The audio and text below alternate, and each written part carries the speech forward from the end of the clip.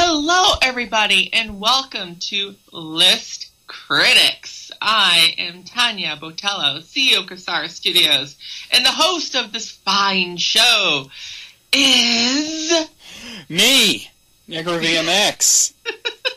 And I don't have to say president of Casara Studios every time I do the show, like some people. No. It's one of those things. We got lots of great lists, and we're going to start, as we normally do, with Tumblr getting deep on these nuts. 21 instances of Tumblr getting deep from pleadedjeans.com, and it starts with Hachi Bamatar saying, you know what's kind of weird? Some people name cats whiskers. That's a cat's body part. That's so wild. I'm going to name my son Leg. No. Well, why don't you name your son Eyebrow? That would... Eyebrow. Or eyelash. Or ball. Or you know what? Since whiskers is plural, it should be plural, so balls. Balls. Yeah. Balls Mackenzie. Balls Mackenzie. I like it. Editorist says, person, why do you always go on all these side quests and play your character like a goody two-shoes? Me. Because in video games I can help everyone. No. Well, depends on the game, You right? can't help everyone. No. Some games you can, I guess. Well, yeah, you know. I mean, you can help people in Chronicles of Darklore by killing them. Help them die. Yeah. Okay, this next one is a little... It's a whole thread. It's about Donald Trump and Ted Cruz, so this should be very interesting. Satan's asshole. Yeah. Doesn't matter which one's which, really. Deliver Us from... What? Deliver Us from Zburb says, the fact that no time travelers have appeared to stop Donald Trump yet suggests one of two things. Either he doesn't win the election, or he does and the entire world ends.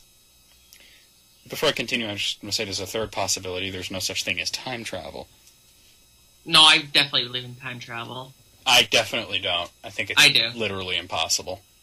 It's not. Well, I mean, the way I see it, you can't go to the past because it doesn't exist anymore, and you can't go to the future because it doesn't exist yet. No, there is a way to bend space and time in order to do it, but you have to... Well, there's a way to make yourself age less than, you know, like traveling near light speed and shit like that. Yeah. That's the quote, but you can't go back. You can never go back in time. Well, technically speaking, you can if you go to near relativistic speeds. You can actually Yeah, but that's not a thing that has ever happened to anything, like not even particles. Well, I mean, we're not there yet, but you know. I mean, that's like not only is it theoretical, but it would kind of fly in the face of everything. Before we nerd out too much, let's continue. Because I'm Freaking Greed says, or Ted Cruz was the time traveler, and his participation in the race is part of a stable time loop which leads to Trump becoming president. The original poster says, Ted Cruz's uncanny behavior and appearance are actually because he is an alien investigating the exact reasons why Earth became a charged cinder in Galactic Federation year 209-67234. He dropped out when he realized the answer and is now making arrangements to be beamed away before it is too late. Young Venus comes in and says, unfortunately, due to a misstep during the beaming process, he is sent back to 1960s Northern Carolina and is driven mad and thus becomes the Zodiac Killer. Oh, snap. The original poster says, which we all gave him the idea for in the first place. And then Monmar says, case closed, everyone hit the showers. That's great. Okay, so this next one's a funny, tiny little thread that I think is very funny. Australian government says, I hate the word nut. Cum is a nicer word. And Guruford says, oh, look, the squirrel's storing cum for the winter. And then Australian government, the original poster, says, I regret this. I regret this. As you should. Yeah, you should. Yeah. You should, yeah. Deodorant. Looks like it's supposed to say deodorant, but it's deodorant. They say, why can't zombies just eat like bread or something? Ben the Dirt says, they wouldn't be deadly, but they would be super annoying, just dragging themselves everywhere in the middle of the street and shit, like stealing people's bread from their houses. And Red Kite's Long Night says, grains. That's actually pretty fucking funny. That's great. That is actually funny. Thank you, Red Kite's Long Nights. That was good. So this one is from Gasp the Wontons, and I guess it's related to a show called Drake and Josh. Do you know anything about this show? Because I have no idea. Well, anyway, it says, Season 1, Drake helps Josh with a crush. Season 4, Drake and Josh accidentally sell an orangutan to a man who eats orangutans. Well, they say the longer a show goes, the more outrageous it becomes. Jumping the shark much? Yeah. You know where the term "jumping the shark" came from? Like an episode of Happy Days. It came from an episode of Happy Days where Fonzie literally jumped over the shark. He literally jumped over a shark. Yeah. Worst episode ever. Worst episode ever. I'm looking out the window, and my next-door neighbor's got their dog in the backyard playing, and it's super cute. Aww. He's got one of those rope things.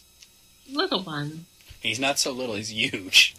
They're all little ones. Yeah. Well, it looks like they got a pity or something, or some kind of mix, and he's jumping around with his rope, and it's just, I kind of want to go out and join him, but I'm doing list critics. Aww. SSJ14 Goku says 4chan equals white nationalist skinhead wannabe edgelords. Reddit equals epic bacon nerd culture libertarians. But this is shockingly accurate so far. Wow. Tumblr equals 12-year-old communists. Yep, that sounds about right. Facebook equals conspiracy theory addled GOP. It was not the end of it. Conspiracy theory addled GOP baby boomer slowly regressing back to infancy. Twitter equals question marks. And then Wilbur replies with Twitter is where they all converge to fight each other like a social media thunderdome. Social media thunderdome. I like that. That is shockingly accurate. That is shockingly accurate. Especially about the conspiracy theories on Facebook. Oh, Facebook is like the place for it seems. Earwarg says, sneeze on your knuckles before a fight in order to inflict poison damage. Well, what? Sneeze on your knuckles before a fight. Like poison damage. You'd have to be sick for that to work, though. Yeah, and even then, it's like... So you'd be poisoned already, right? Yeah. So that would, I don't know. You'd be at a disadvantage to begin with because you're sick. Yeah, no, that kind of was a little stupid. Okay, I don't know how to pronounce this person's name, but my best guess is Fakuk. Fakuk. No, not Fakuk. Fakuk, because there's 3 Fs. Fakuk. So Fakuk says, today this girl asked me if we were hiring, and we are, but I told her we weren't, because right now I'm the prettiest girl that works here, and if she got hired, I wouldn't be anymore. Oh, that's just fucked up. Fakuk, you are an asshole. You're a fucking Talk dude. about insecure, huh? Yeah, come on. Holy shit. Alright, Bucky Ball Bearing says, when cats get confused and pause, grooming with one leg stuck in the air. Reblog if you agree. That's like a YouTube comment. It is like a YouTube comment. Upgraders says, are there any medium rappers? They're always big or lil. I want to point out a medium rapper would be somebody you would talk to if you wanted to get in touch with Tupac. medium rapper. Yeah, see? See what I did there? That was funny. But the whole big and little... No. Well, they are all big or little, or doctors or MCs. Doctors are... Inkskin, we got one queen. All right, we do have one queen. Inkskin says, today's schedule, Suffer. Oh. Short but sweet, like a Napalm Death song. Suffer. You suffer, but why? Lake says, how do people leak songs? Where do they come from? What are you? Okay. I can't. Star Trek Renegade says, my interests include putting blankets on sleeping animals just in case they're cold. Well then. Is that the only one? All right. Future Furnace says, imagine you getting a job at GameStop and your manager is the type of guy to chug a whole Monster energy drink and then say, haha, level up, and he does that every day. Superior Kitten replies with, this is oddly specific, are you okay? And Future Furnace says, I am fantastic, thanks for asking.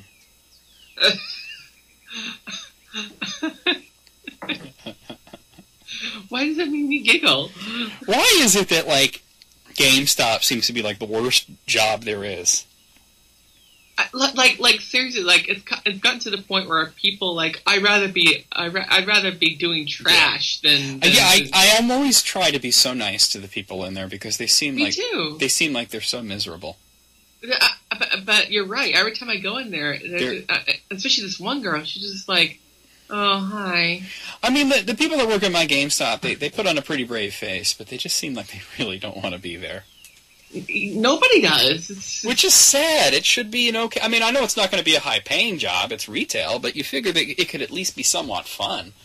But apparently the way they manage their employees is not very nice. Apparently they suck the fun out of everything. Yeah. This next one does not have a name, so whatever. It says, the sky is gray and it's cold outside. Me, yes. The wind picks up and it starts to rain. Yes. No. I think that might be Andrew's Tumblr, and the name was cut off. I think the name on that Tumblr is Carroll Street Station. That's Andrew's Tumblr. This next one also doesn't have a name. Person, how has your day been? Me. I don't know. I don't remember. And we're on to the brain injury blog, I guess. Oh. Okay. Well, there's this one guy I work with, and I was working with him today, that like he has like about a 15-minute span of memory. So like, he'll be like, I went to the movies yesterday, and I was like, how was it? I don't know. I don't know. Nate Split says, when all your knuckles crack except one, so you have to try and convince yourself to be a sensible human being and resist the urge to break your own finger. Been there. Never been there. You never, like, crack your fingers, but, like, one, usually the pinky just doesn't, and you're like, come on now. And you're No. Like, no? No. Oh, okay. No. Prostiturettes. I love that name. Prostiturettes. Prostitute. Imagine being with a prostitute that had Tourette's. Oh, fuck me, you asshole! No, see, I imagine it would be a lot more random, like, you'd be plowing her or whatever, and then she'd be like, balls! or you know, you'd be in the middle and all of a sudden she's like, lesbian! Ass! Okay, so So, Prostitute says, person, how are you? Me, checks my mood ring. I'm normal and nervous. Oh. Mood rings. Well, Lil Dodger says, what if Mike was short for Mycicle? No. No. No. Thanks to that blog post, there's going to be people naming their kids Mycicle. That's going to happen, you know it. No. Okay, No. last one. Kinkshamer69 says, honeymoon is an interesting term because an actual moon made of honey would imply space bees, which is pretty horrifying. Space bees. That's not too horrifying. I mean, they're in space. I'm not in space right now, so we're all good. I'm trying to imagine space bees.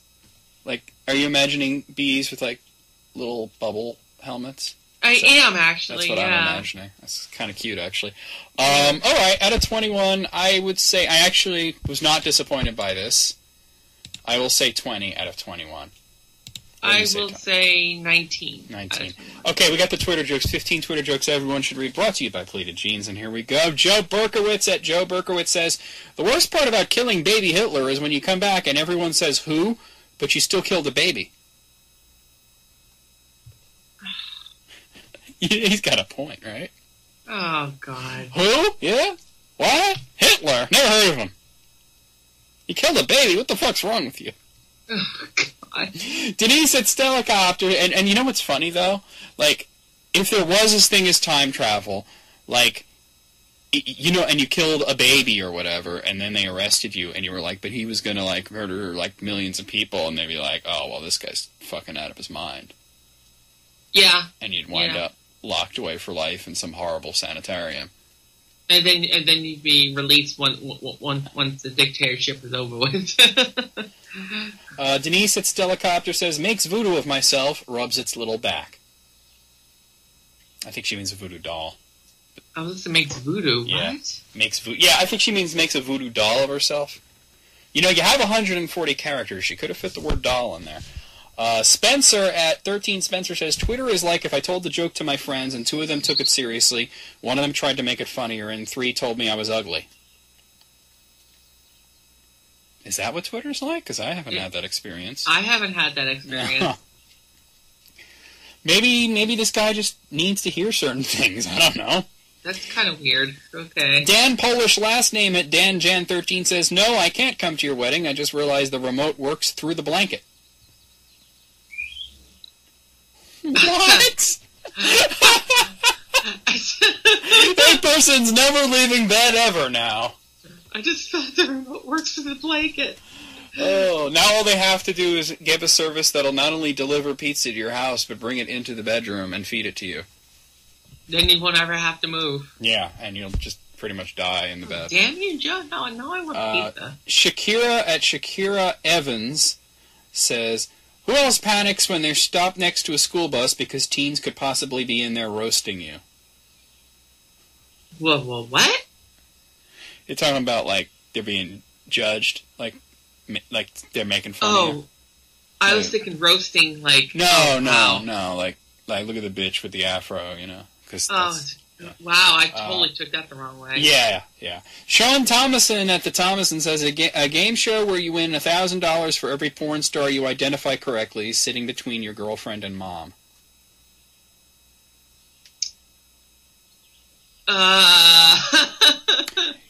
Well, YOLO, I would just go ahead and list them off. I mean, Julie would probably be helping me. She knows more than I do. Well, I don't know any of the names, actually, because I know the super famous ones. Like, I know Sasha Grey and... I know Jenna Jameson. I don't think she's in porn anymore, but yeah, I know her. Julie would have to help me with that. She knows some of the names. Oh, and I know one... What's the other one I know? Kylene Buck. Yeah, I don't know her. Yeah. I mostly like the amateur stuff anyway, because it seems like they're actually enjoying themselves. Mike Drucker at Mike Drucker says, want to pay an actor to burst into my funeral in an astronaut costume and say, oh my god, I came back too late. Oh my god, I came back. Wow. Oh boy, oh boy, oh boy, oh boy. Wow. Okay, oh god. Alright, this is Stuart at Stuart M. Writes. He posts a picture of, like, somebody's garden, and there's a gate, and on the gate there's a sign that says, welcome to the garden, please respect the rules. And he says, I believe Slash and Axl actually came to blows over this first draft.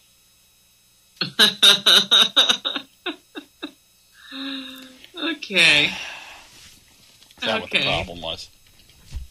Sam at Samuel Moen says, the car alarm going off on an 89 Honda Accord on my... a 98 Honda Accord on my block was persistent enough to set off the alarm on a 97 Honda Accord. My question is, why are there so many old cars on the block? Why are there so many old cars? And B, what are the chances of there being a 97 right next to a 98? Of the same make and model. Maybe that person collects late 90s Honda Accords. Can you imagine that? Yeah. I'm trying to imagine a person with late 90s Honda Accords in their I think I knew that person. His name is Sean Huckabee. Anyway, Andrew Hibbard at Andrew Hibbard says, don't worry if our conversations ended awkwardly. I'll perfect it later when I go over it in 10 to 30 times. See, that's more like Tumblr gets deep. That's not funny. It's just kind of a thing that, it's kind of true. Oh, yeah. Beth Stelling says, I've been called a female comic so many times, I'll probably only be able to answer to girl daddy when I have children. Girl daddy. Okay. You may be female, but you are not a comic. Because that was terrible. That was really bad.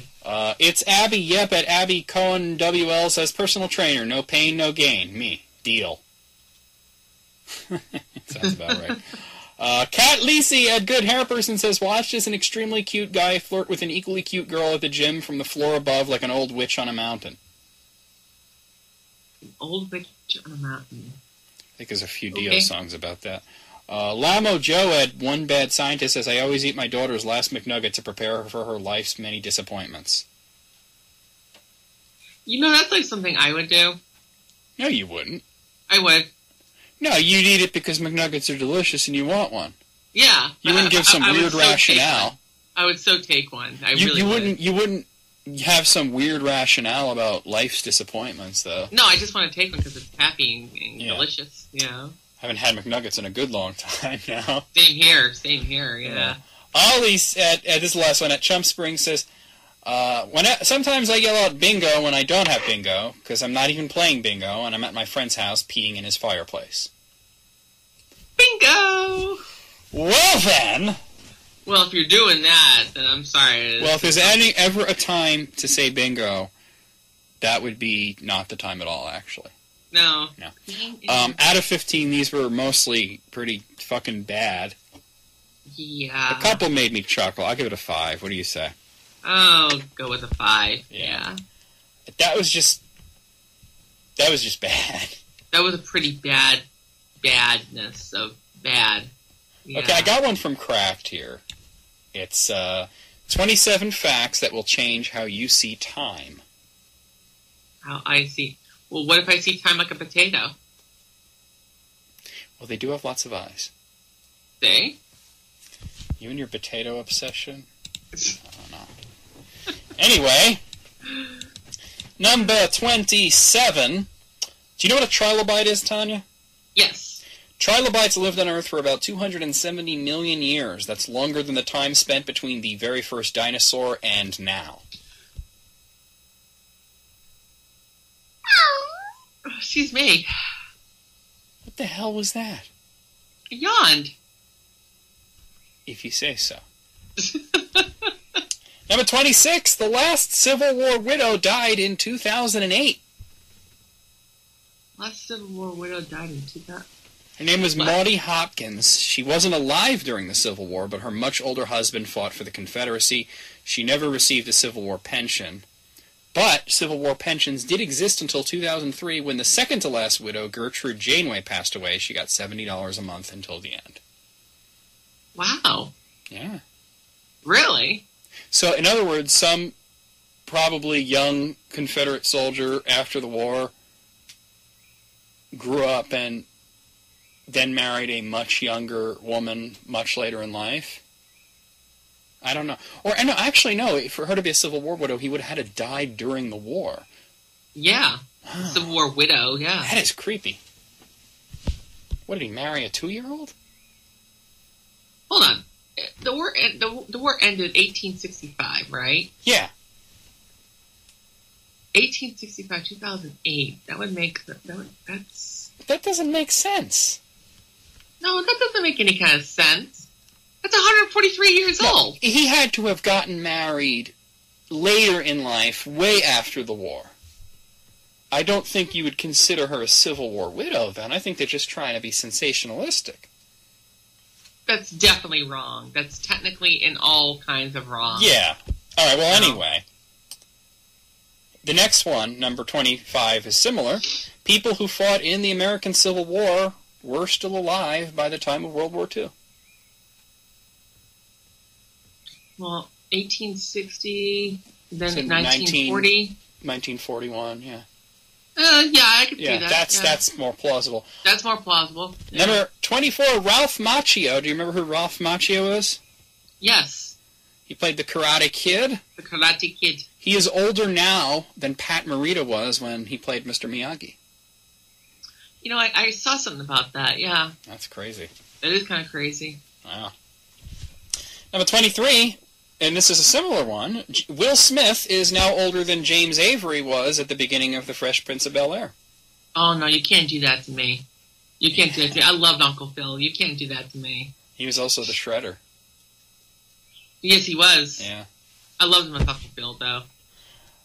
Is another similar one, number 22. Sylvester Stallone is as old today, 69 years of age, as Burgess Meredith was when he played Mickey in the first Rocky film. That I can kind of... Well, it makes sense because it's been a long time, and now Rocky's the trainer now. So. Yeah, Rocky's the trainer now. By the way, great movie, Creed. Oh, Creed was fucking great. Yeah, great movie. Okay. Oh, I gotta click to the next page. Number 21. The movie The Matrix is as old today as Tron was when The Matrix was released. I never watched Tron. Does that make me bad? Yes. But also, Tron. like, Tron, how could you hate it if you've never watched it? Well, I watched it when I was young, and then I watched it one more time as I got older, and then I couldn't watch it. So you watched it twice. You didn't never watch it. Well, I should say I never watched it ever again. Because well, that's fine. Ever wonder why flies... Oh, this is number 20. Ever wonder why flies have such great reaction times? It's because they see in slow motion.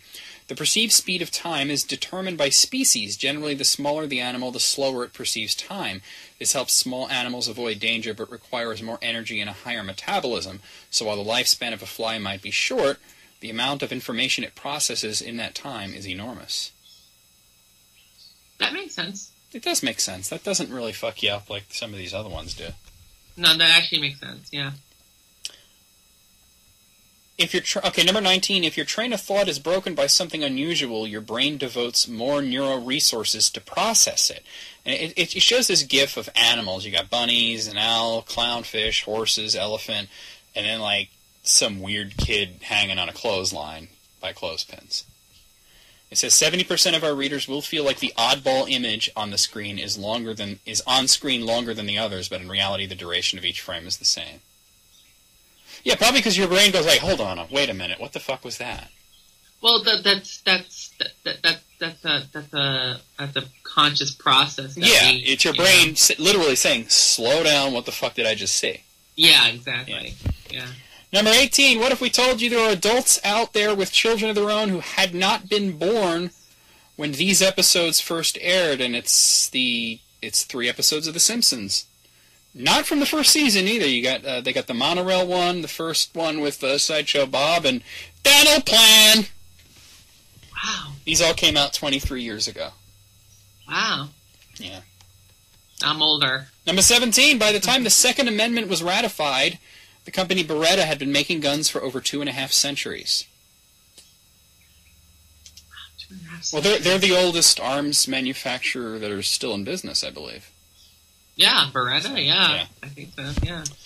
Number 16 is the universe is estimated to be over 13 billion years old if this time period is represented by a cosmic calendar with the Big Bang occurring on January 1st, 1 second. Then all of recent human history will have only occurred at the very last second of the last minute of December 31st. This may very well answer the question of why we haven't been visited by aliens yet. They may have already come in the past but found no intelligent life to talk to. Well, then you have the whole thing of, were we visited in the past, and da-da-da-da, and... Yeah, but they're saying that, aliens could have come way before there was any life on the planet. Hey, Carissa actually thinks we're the aliens. What, that our origins are not from this planet? Yeah, because we're kind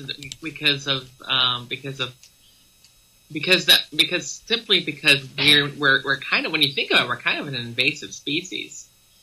We don't. That's because of evolution. That's because of our brains, though. That's because we do share a lot in common with other animals on the planet. We do. We do. But look at orangutan, look at Donald Trump. You put them side by side, and I'm telling you, it's hard to tell. Well, I see. One would definitely smell better than the other. Well, I was going to say, the orangutan smells better, that's a given. Number 15, during her time as the longest reigning monarch in British history, Queen Elizabeth II has witnessed the United States change presidents 11 times. 11 times. And it shows a picture of a very young-looking Queen Elizabeth with President Harry Truman and her with Obama. Ah. So well, that's the thing. Interesting. Number 14, when Johannes Gutenberg introduced the printing press with movable type to Europe, the Roman Empire was still around and would continue to be around for another 13 years or so. There you go. Okay. This is number 13. Contemporary artist Rachel Sussman has developed a project called The Oldest Living Things in the World, where she photographs continuously living organisms 2,000 years old and older as a way to encourage people to think in terms of deeper timescales. One example is a clonal colony of quaking aspen trees. It looks like a forest, but it is really just one tree that is over 80,000 years old. The oldest living thing she can find, Siberian actinobacteria that has been living and growing for over 500,000 years. Wow. And somebody drops a thing at Purell, and that's the end of that. Oh, man, right? That'd be so fucked up, too, It must be pretty big, actually. She was able to photograph it. Bacteria? Been growing for 500,000 years. I'd think it'd be pretty big by now, right? Yeah, I guess so, yeah. Why does time, as number 12, why does time seem to go by faster the older we get? Several hypotheses have been advanced to account for this. One of the more popular views is the one put forward in 1897 by French philosopher Paul Janet. According to Janet, we gauge time in proportion to the life we've already lived. When you're 4, a year is a whole fourth of your life. No wonder it feels so long. When you're 40, on the other hand, a year is only a 40th of your life. Peanuts, really. That makes perfect sense to me. Yeah, that would actually make sense. That actually does make sense to me, yeah. Number 11, seconds are actually slowing down. Ever felt like mere seconds were taking forever? Well, time is actually slowing down. This is because the Earth's rotation is slowing down, and that makes a day longer. Now, of course, we have a solution for this issue. We now add a leap second, so we can keep calculating seconds as they always have been. A leap second? Yeah, I heard about that. Well, isn't it that one day that the Earth's rotation will stop? Yeah, but we'll be long gone by then. Oh, I know. I mean, everybody will be long gone by then, but yeah. I mean, hopefully the human race will be around, but probably not on this planet. Well, let's hope we find somewhere else to call home. Yeah, exactly. You know? Number 10, all the Brady kids are now older than Ann B. Davis was when she played their housekeeper. Huh. The show was stupid. I hated that show. Number 9, Mark Hamill was older when he reprised his iconic role of Luke Skywalker for Star Wars The Force Awakens than Alec Guinness was in the role of Obi-Wan Kenobi for Star Wars A New Hope. And that one I knew. Yeah, I knew that one. Number 8, the last time the Chicago Cubs won the World Series in 1908, the Ottoman Empire still existed. They were also still around when Betty White was born. Betty White was born. Yeah. Number 7, the oldest tree alive in the world started to root in Sweden 9,550 years ago, when humankind was starting to figure out how seeds work. There's a picture of it, too. Okay. And it looks no older than 9,550 years old. Somebody needs to moisturize that tree. Number 6, when Cleopatra was born... I've heard this one so many times. When Cleopatra was born, the pyramids were already older than Cleopatra's reign is to us. Yeah, I've heard that one too. That's a common one you hear. Number 5, the United States is arguably the biggest power in the world today. Pretty good for such a short-lived empire. With only 240 years of independence, the United States is less than halfway to the top 10 longest-lived empire list. Currently at number 10 is the Portuguese Empire, which lasted for 584 years. We got this shit figured out pretty quick. Well, yeah. Number 4, Oxford University is older than the Aztec Empire. The construction of Tenochtitlan and Lake Texcoco in 1325 marks the beginning of the Aztec civilization. Oxford has been teaching students since 1096. 1096. I hope they've updated their curriculum since then. No, they're still writing on like stone tablets. Yeah. And, there are 4 elements: earth, wind, and fire. All right. Number 3, Happy Days, debuted in 1974, celebrated life in the 50s, only 2 decades earlier than it aired. A similar show today would be set during the Clinton presidency, and the soundtrack might feature Nirvana, Pearl Jam, and Vanilla Ice. No. Well, I mean they did that 70s show. That was about started in the 90s. It makes sense. Yeah, but I don't want to see that 90s show. No. I don't really like that show. What? That 70s show? Yeah. That was a good show. I'm not saying it wasn't a good show. I'm just saying I didn't really particularly care for it. Number 2, World War I, which started in what year, Tanya? World War I, that was 19... I'm sorry, World War II. World War II, not World War I. Let's say World War I is like 1912 or something like that. 1918 was World War I. World War I, yeah. World War II? World War II, 1939? Yep, 1939, same year Batman debuted.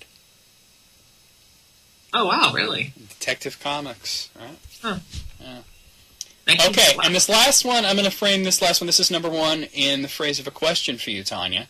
What do these things have in common? The Eiffel Tower, Adolf Hitler, Van Gogh's Starry Night, the Wall Street Journal, and Nintendo. Potatoes. I don't think potatoes have anything to do with even one of those. Except for Hitler might have eaten potatoes at one point in his life. They all were born in 1889. Well, I know Nintendo started out as a card company. Yeah, the playing cards. Wall Street Journal, same thing. And the Eiffel Tower was built in 1889. And Van Gogh painted Starry Night. Interesting. It's interesting. Okay, out of 27, I think that most of these are interesting, but a few of these I've heard like a million times before. Especially the Cleopatra one. Yeah, so I'm going to take a few points. I'm going to go 23. What do you say, Tanya? I'm going to go 22. 22, Tanya. Okay. I got this one. It's a website called Pref.com. And this is 20 of the dumbest things bosses have ever caught their employees doing. Well, this ought to be good. Well, you're a boss, so why don't you submit one? What is the dumbest thing you've ever caught an employee doing? Oh, God. Well, let's see. I've actually been a boss quite a few times, but even before Kazar Studios. Well, any job can be. I mean, it'd be funny if it was Kazar Studios, but any job, too. Like the dumbest thing you've seen somebody doing on the job. Dumbest thing. That's a long list. Just one example. Okay. Here's an example. I was human resources manager at this. I think I might have heard this one, but everybody else will be hearing it for the first time. I was human resources manager, and I go in the back and go into the break room, and I see one of the sales staff, the floor sales staff. He's just buttoning up his pants, and I'm going, "What you doing? Like, why did you have your dick out in the break room?" Yeah, I'm like, what? And I'm like, what the hell's going on? And he goes, well, and then all of a sudden I hear from the back, oof, ah, fuck, and I'm like, so I look around the corner. What do I see? I see one of our other staff, and of course it was a girl, and she was completely It would have been funnier naked. if it was a guy. No, she was completely naked. She hadn't even put on anything when I came around the position. corner. She was still in the position. It's funny. Well, let's see if these compare to that, because that was pretty good. Okay. All right, first one. Slipping a $20 bill from the register into her bra and then vehemently denying it, calling me a racist after I confronted her. I was 3 feet away from her and looking at her when she did it, and she was on camera. Shit. I think they got you beat just on that one, dude. Maybe. I mean, doing it right in front of the boss and then saying, "No, I didn't do that, you a racist." You're a racist. Number 2, I've caught staff microwaving metal before, smoking blunts in the office surrounded by food stock, and my personal favorite, accidentally smoking crack before work. Accidentally, huh? How the hell does one accidentally smoke crack? Well, see, what happened was that it just jumped, Maybe they were like, I meant to smoke a different drug. But I picked up the crack by mistake. I can't imagine. Number 3, we have an employee that types... Oh, God. Get ready for this, Tanya. I've seen people do this, too. We have an employee that types Google on the Bing search bar of his browser, then hits the first result, which is Google, and then proceeds to Google Gmail every time he wants to check his email. Oh, my goddess. I actually know people who've done that, too. The best part, to me, is that why don't they just type Gmail into Bing? Right. If they're using Bing. Why use Bing? Bing fucking sucks! I was gonna say, why are you fucking using Bing? Probably because they don't know how to change the search bar thing on the browser. Wow. Number 4, this is also common. There is a woman where I work that opens a PDF, prints it, scans it, and then forwards it to a coworker. Uh-huh. There's a little button on, an Adobe Reader that says attached to email. Attached to email? Just saying. Or you could just... Or you could do it from the email client. The little paperclip thing. Client, hit attach, Wow. Number 5, I saw somebody trying to put their leftover lunch, pasta, through the paper shredder instead of simply throwing it away. Well, That's gross. why would you do that? Maybe they thought it was like a garbage disposal. Pasta through the paper shredder? That's terrible. That's hard. That's cruel and unusual punishment to the pasta. And to the paper shredder. Yeah. Because it probably broke. Yeah, I mean, you don't put food... You probably gummed it all up, right? Yeah.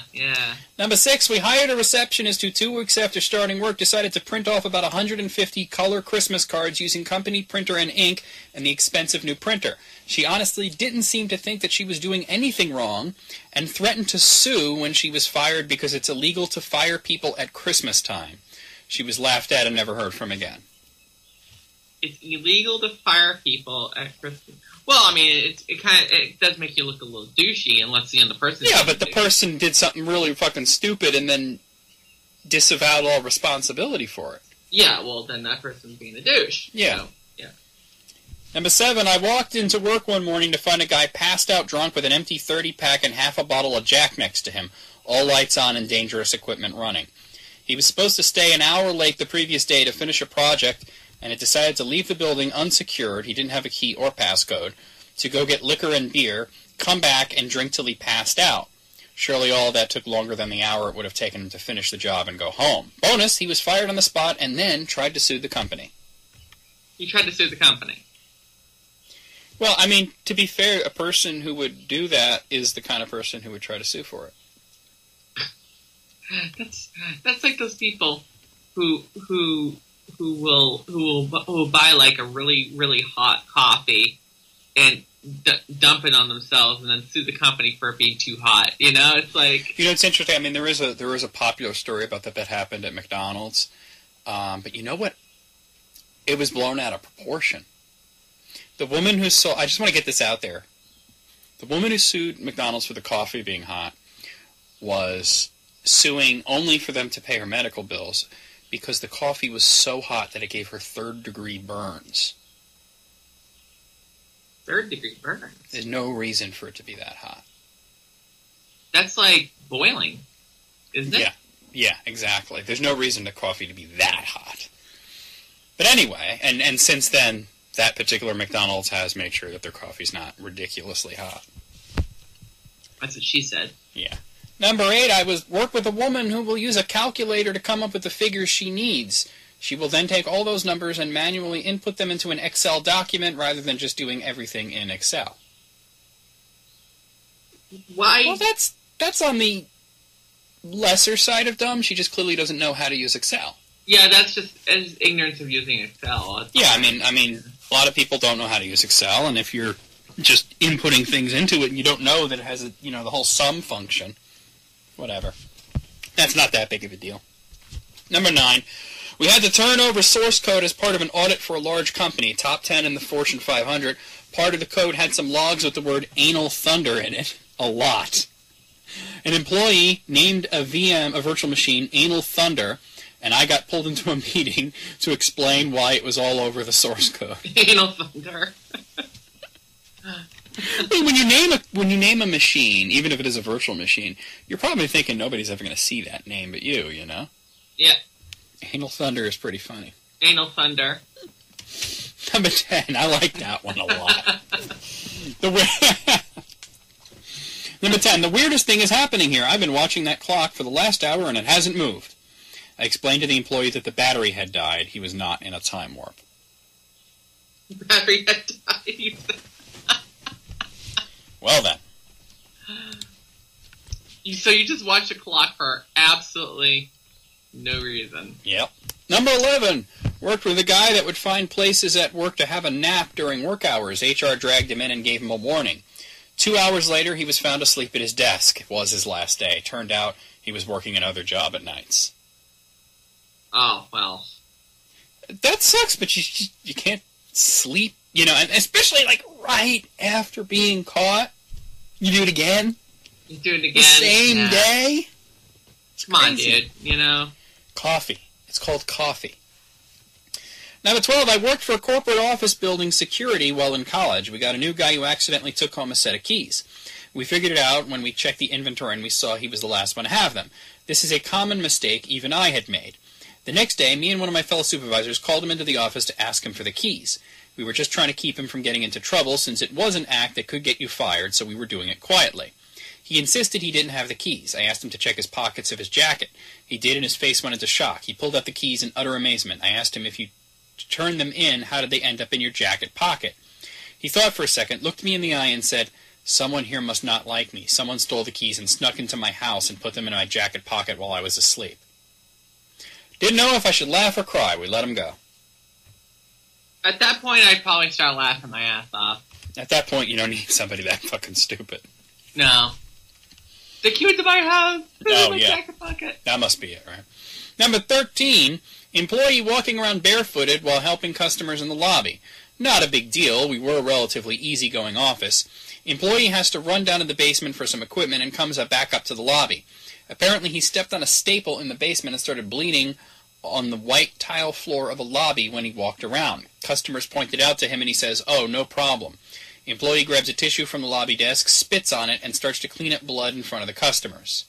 Yes, he cleaned up blood with spit in front of the customers. Special. Wow. Yeah. Number 14, he was on camera and could see himself on camera because the monitor was right there. He put on gloves and opened the safe to steal money. He was the AGM, so he had the safe code, and I don't know why he was concerned about fingerprints when he was literally being recorded.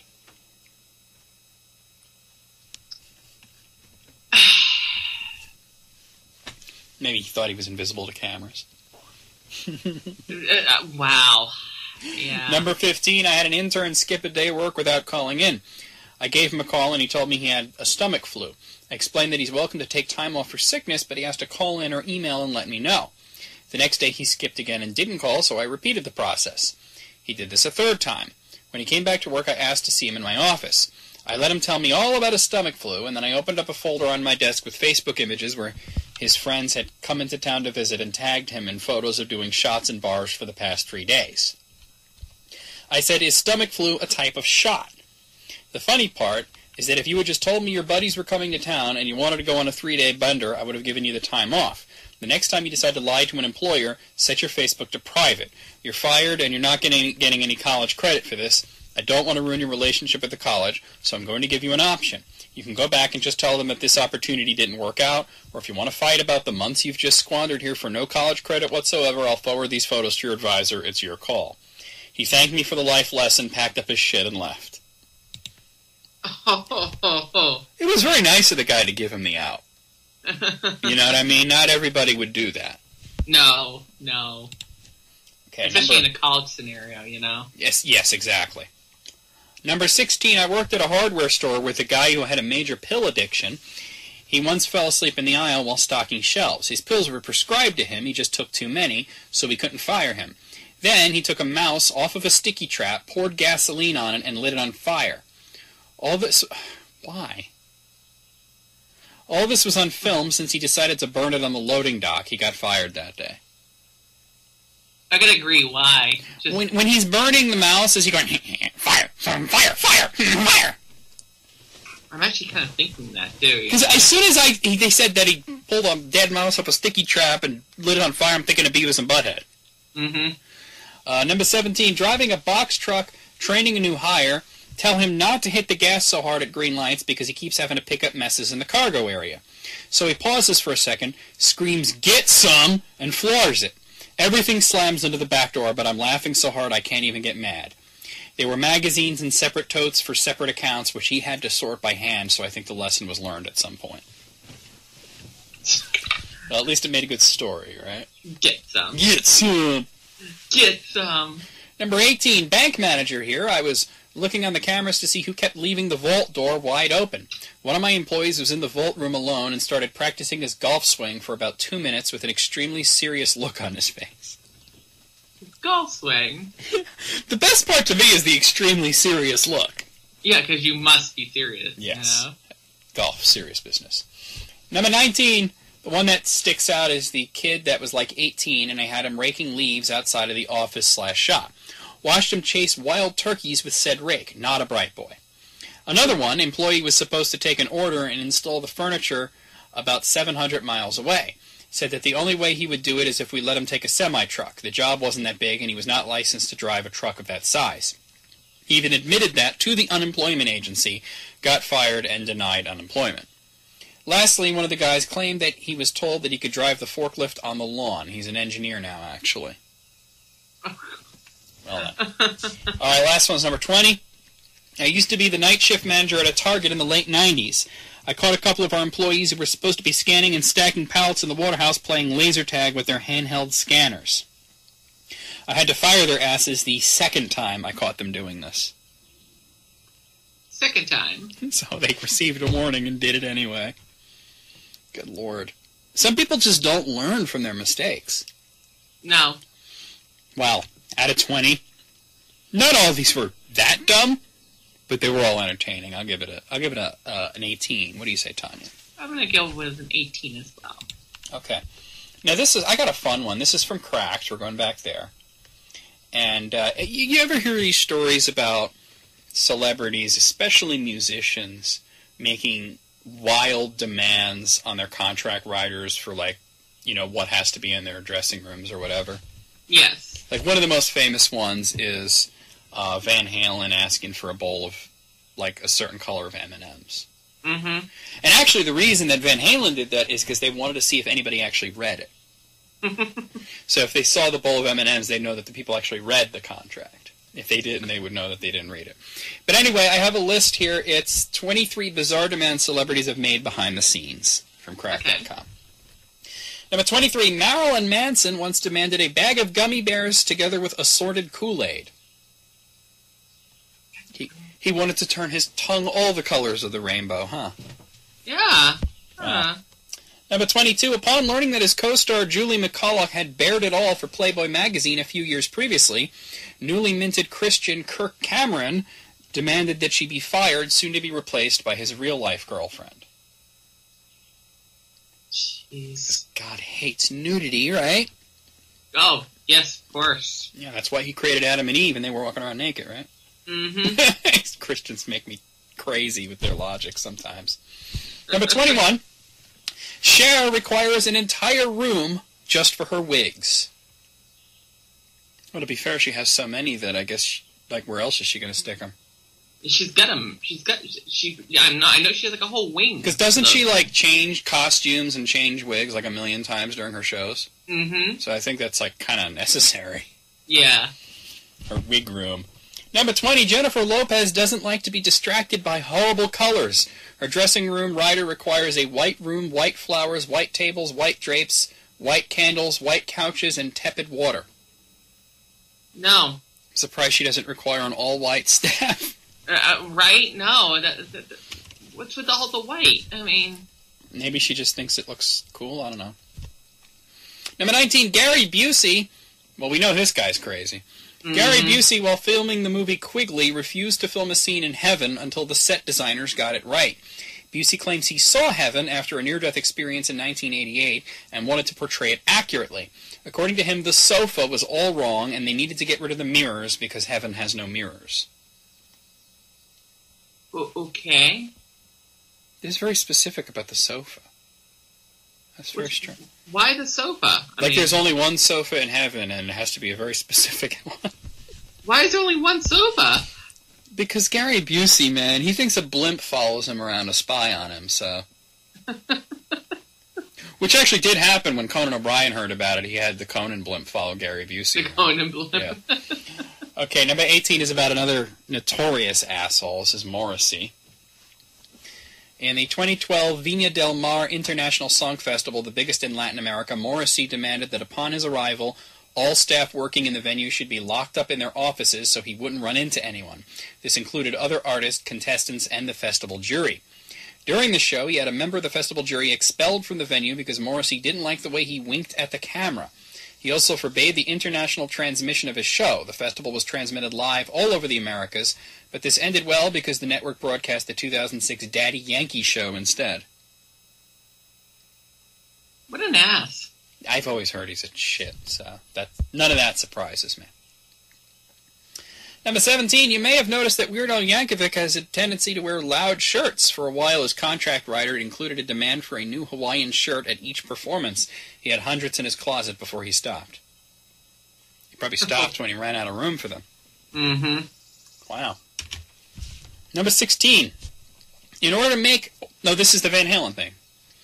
In order to make organizers read instructions thoroughly, metal band Van Halen asked for M&Ms backstage, specifying absolutely no brown ones. Oh, man. Number 15, Hey Jude. Remember when the Beatles agreed to play in Portland, Oregon back in March of 1965? Hey Jude, they didn't let you down. Their official contract stipulated that artists will not be required to perform in front of a segregated audience. The contract didn't mention anything about making sure all the band members were looking in the same direction during photo shoots. So basically, they didn't want to play in any venues that had, like the whites only section. Well, that's good. That's why they canceled the certain shows. That's good. I mean, yeah, that is a good thing. A lot of major artists were doing that at that time. Number 14, FC Barcelona superstar Leo Messi asked Hotel Serrana Suites to provide his suite with a basketball hoop, 3 jacuzzis, 2 hot, 1 cold, a personal maid, and a pool at precisely 28 degrees Celsius. Wow, it's pretty specific. Very specific. 3 jacuzzis. 3 jacuzzis. Why do you need 3? You can only be in one at a time. Unless there's cloning going on that we're not aware of. I mean, I can understand having 1 hot and 1 cold, but I don't get it. Maybe he's having wild sex parties. Who knows? Number 13. While shooting The Departed, Jack Nicholson wanted to incorporate a giant dildo into one of his scenes. He also insisted that he be able to snort cocaine off of an actress's bare butt. These weren't in the script, but the director, Martin Scorsese, didn't say no and was happy to oblige the Oscar-winning movie star. Holy shit, man. I just want to think that Jack Nicholson asked for that just because he's never done it before. And he's just like, you know what? If I'm going to do it... Yeah. You know? I really always wanted to snort coke off a woman's ass. Number 12. Will Ferrell once demanded a 3-wheeled electric scooter, a Janet Jackson-style headset microphone, a rainbow on wheels, a 6-foot flight of rolling stairs, and an artificial tree. This just in, Will Ferrell, weird, water, wet. Mm-hmm. He's kind of a try-hard, though, don't you think? Yeah, depends on what movie he's in. No, I mean, just trying hard to be weird with all the weird contract demands. Yeah, I mean, at that point, that's yeah. being a little over, you know. Steve McQueen, the ostensible star of The Towering Inferno in 1974, was so consumed with rivalry with his co-star Paul Newman that he insisted that the script be rewritten to give him an equal number of lines. Since both men were sharing the top billing, he insisted the movie posters print his name on the left. The directors and studio complied with his demands, but compromised on the poster design by positioning Newman higher than McQueen. How very petty. Wow. You know, actually, just real quick, having font size, for actors' names and so forth. It's amazing that they care that much. It actually is a pretty big thing. I know it is, and I don't know why. There was one that a story about Robin Williams had a problem where part of his contract when he agreed to play the genie in Aladdin was he didn't really want to be the star of the movie, and he agreed to do the movie only if the genie took up 25% or less of the movie's poster. And then Disney broke the contract and made the genie like almost the entire fucking poster, and Robin Williams was so pissed off he never worked with Disney ever again. Wow, really? Yeah. Disney ever again? Yeah. And all the direct-to-video sequels to Aladdin with the genie was Dan Castellaneta. So there you go. Hold on. Did Robin ever work for Disney ever again after that? He never did. No. He never did. I'm trying to think. No, he didn't. No, he really didn't. Nope. No voice work, no acting in Disney movies, nothing. Oh, it's crazy. Well, they lied. I mean, you know. Number 10, Hermeto Pascal asked 2 kids to bring their pigs to the studio when he was recording Slaves Mas.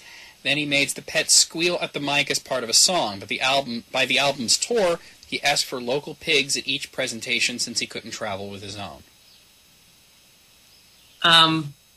Is that a thing? I guess it is. I never heard of this guy. Okay. Number 9, Katy Perry's rider includes paradoxical instructions to her drivers. The rules include: driver must stay behind the steering wheel at all times. The driver will not start a conversation with the client.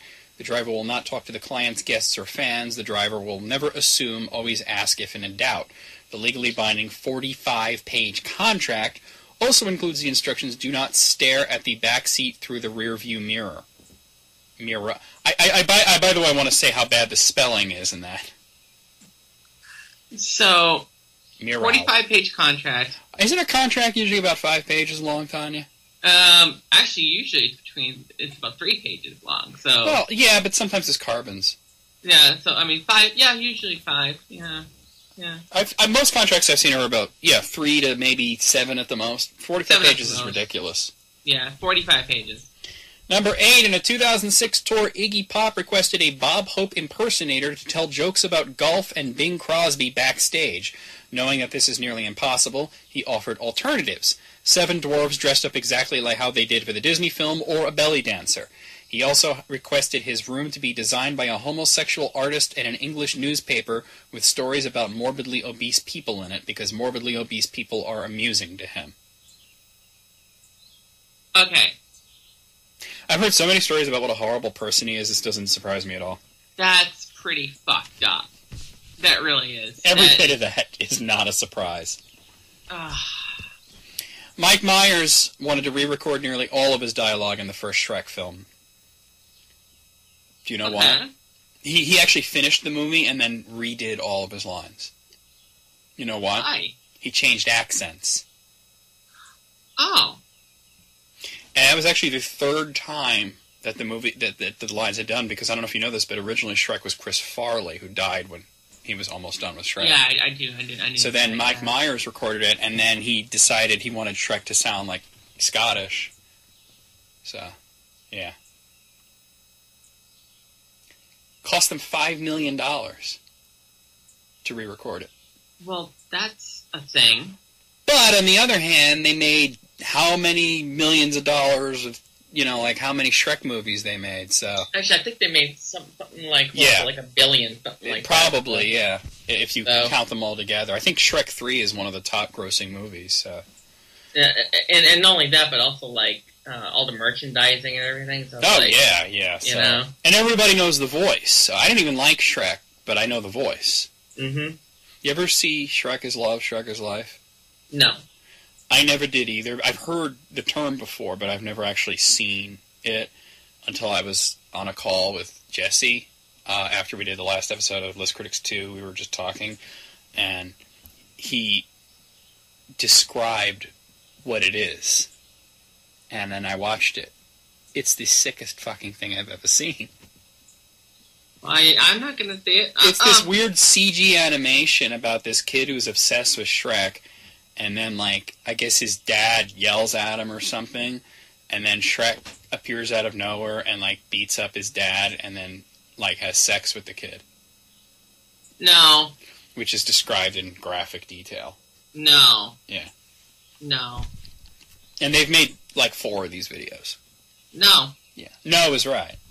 Yeah, no. I watched it and I was like, that's the weirdest thing I've ever seen on YouTube, I've never seen anything like that.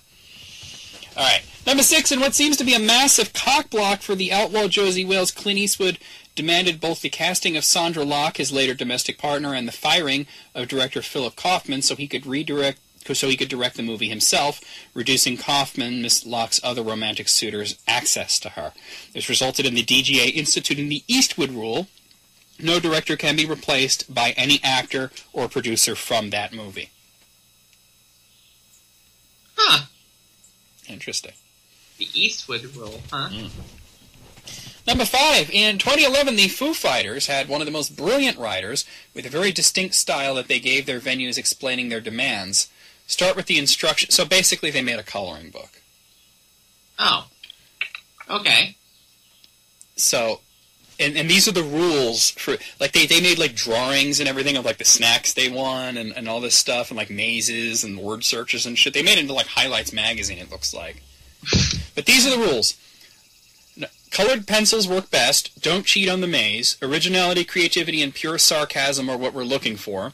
Remember to stay outside the lines. No one likes a straight-A student. Chicks dig scars. Men should never wear turtlenecks. And Ty Cobb is the greatest baseball player of all time.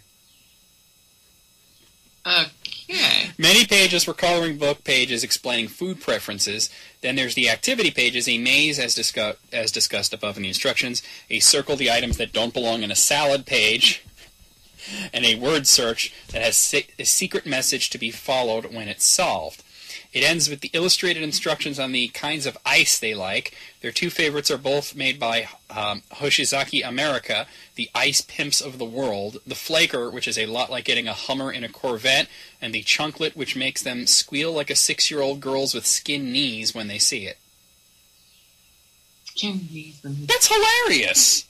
They must have had an awesome time putting that together. I'm not like a huge Foo Fighters fan. Like, they're one of those bands that if I hear them on the radio, I won't change the station. You know what I'm saying? Yeah. I don't like or dislike them, but I get the feeling that they seem like really fun guys. I saw this one clip on YouTube where Dave Grohl was talking about how they had this one guy on stage. I forgot to put my phone on vibrate. This one guy on stage just to play Triangle during this one song. And then everybody in the audience starts going solo, solo, and he's like, "Really? Okay then." And he had the guy play like a triangle solo. The triangles. Yeah. Why do I find that funny? There was another video I saw where they were doing a cover of Tom Sawyer by Rush, and he had a fan come up and sing it because he was declaring that nobody knows all the words to Tom Sawyer, and this one guy was like, "I do," and he made him come up and sing it just to prove it.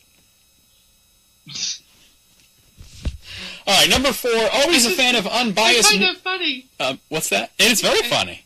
God. Yeah.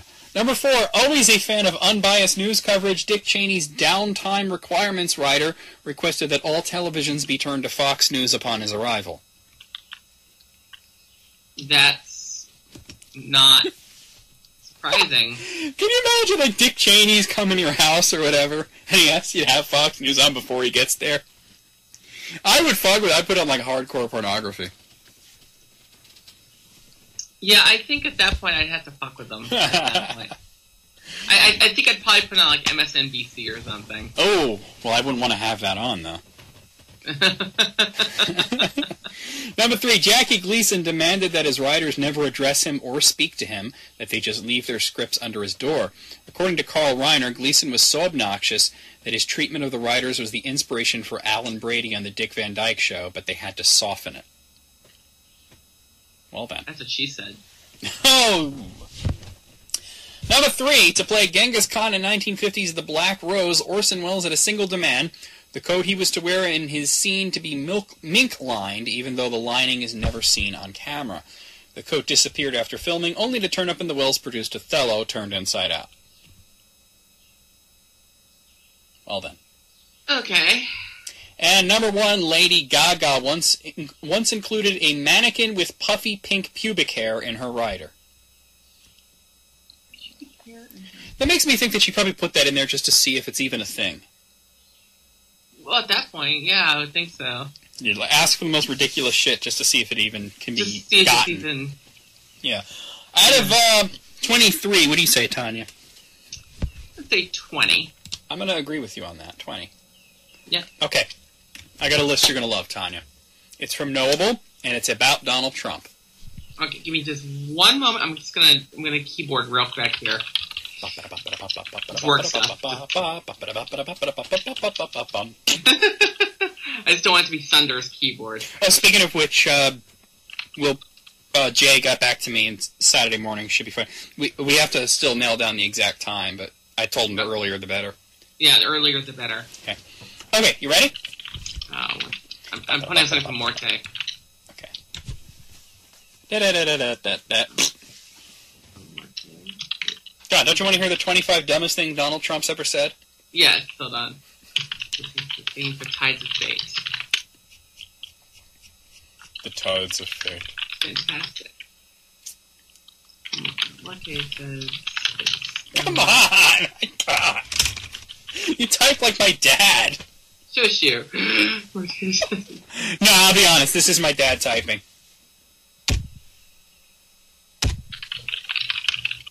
That's what it sounds like. My dad typing.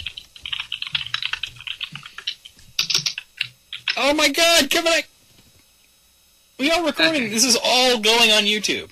Okay, there we go. Okay. Sorry about that. 25 dumbest things Donald Trump has ever said. They had to really narrow it down. Okay. Okay. Number 1. If Ivanka weren't my daughter, perhaps I'd be dating her. That's gross. That's really gross. You could say, oh, yeah, she's a lovely young woman. You don't say, yeah, I'd hit that. No, okay, I'm gonna just, thinking about it. Number 2. Black guys counting my money. I hate it. The only kind of people I want counting my money are little short guys that wear yarmulkes every day. Stereotype. By the way, these are all sourced. The first one was, he said that on The View. And the second one is from the book, Trumped, the Inside Story of the Real Donald Trump. Oh. Yeah. Oh, that's great. So I'm going to give the sources for all of these in case there are any Trump supporters out here who are hearing this. Number 3, I think the only difference between me and other candidates is that I am more honest and my women are more beautiful.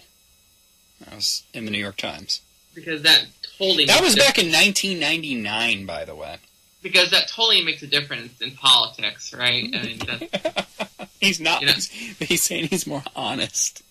Oh, yeah, of course. Mm-hmm. I think PolitiFact... Well, that was back when he was a registered Democrat, so what does that tell you? I think PolitiFact said something like 98% of what he says is a lie. Oh, yeah. Yeah. Number 4, Ariana Huffington is unattractive both inside and out. I fully understand why her former husband left her for a man. He made a good decision. That he posted on Twitter. What a dickhead. Maybe he left her for a man because he was gay. You know? Okay. Number 5 is another tweet from Trump.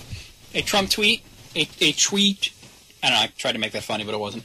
Our great African-American president hasn't exactly had a positive impact on the thugs who are so happily and openly destroying Baltimore. Oh. No, that's great. That's wow. great, Don. Yeah. Mm-hmm. Yeah. Number 6. This is from an interview with Entertainment Tonight. If I were running The View, I'd fire Rosie O'Donnell. I mean, look at her right in that fat, ugly face of her. I say, Rosie, you're fired. And this is the presidential man we want, huh? To be fair, I do agree with that one. Well, yeah, but you don't say that. I mean, it's like... God, if you're trying to run... Well, I don't think that's during his campaign, but the fact that somebody like this, who would say that on Entertainment Tonight, is running for president and actually got the nomination, crazy. Mm-hmm. Crazy. It's sadness. Number 7, it's freezing and snowing in New York. We need global warming. That was on Twitter. We need global warming. Hold on. We need global warming. He did not. No. No one is just stupid, okay? No. I have the tweet up right in front of me. He posted that in 2012. Okay, I'm really feeling my brain, start to constrict in on itself. This is why I wanted to do this list. Number 8. This is from his presidential announcement speech, and you've heard this one. When Mexico sends its people, they're not sending the best. They're not sending you. They're sending people that have lots of problems, and they're bringing those problems with us. They're bringing drugs. They're bringing crime. They're rapists. And some, I assume, are good people. Yeah, I know that quote. Yep. All right, number 9.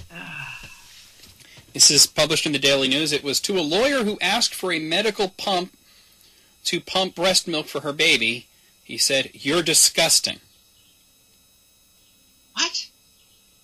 What's disgusting about that? What's disgusting about that? A weirdo. Strange person. Number 10. This is also from the presidential announcement speech, and this is about the wall. I will build a great wall, and nobody builds walls better than me, believe me. And I'll build them very unexpectedly. I will build a great, great wall on our southern border, and I will make Mexico pay for that wall. Mark my words. Good luck with that, man. Good luck with. Didn't the Mexican president or former president already say, said, fuck that, you. I'm not doing it? His response was, fuck you. Yeah. Number 11, this is from The Atlantic. I have a great relationship with the blacks. I've always had a great relationship with the blacks. I don't think they appreciate being referred to as the blacks. The blacks. I mean, you could have even said, like, black Americans. Black that would have people, been better. Yeah, black people, I think. African Americans, also acceptable. Black Americans. The Blacks sounds like a band. The Blacks. Yeah. We are the Blacks! 1, 2, 3, 4! I have a great relationship with the Blacks. Maybe that's his next door neighbor. Maybe. And they're very white. Number 12. This is from that book from before, The Inside Story of the Real Donald Trump. Laziness is a trait in blacks. I kind of think this one and the last one were put together for a reason. I can't believe he said that. I can't do this. I can't do this. I love it. Number 13. This is from Twitter. Sorry, losers and haters, but my IQ is one of the highest, and you all know it. Please don't feel so stupid or insecure. It's not your fault. I bet he thinks his IQ is so high, but if he took the test, it'd be like 73. His IQ must be pretty high. He must be pretty smart to have fooled everyone so thoroughly, to have such a hold on people. Number 14, this is, oh God. This is bad, Tanya. This is really bad. I want you to listen very carefully to the words that are about to come out of my mouth, okay? Oh, God. And I want to let you know that this has been confirmed by Snopes. There's a link right after it. And he was talking about 9/11. I was down there. I watched out police and our firemen down on 7-Eleven, down at the World Trade Center right after it came down. He did not. He said 7-Eleven. No, he did not. No, John. No. He did not say that. You want the fucking Snopes link? I need to see it. I'm sorry. I need to see this because I'm literally incredulous right now. It's 7-Eleven. You should see my face right now. I just sent you the link. Incredulous. I just sent you the link. There's a fucking YouTube video of him saying it if you want to watch that. Right. I mean, I have. Did he think it happened in July, or was he craving nachos? I have no words for this.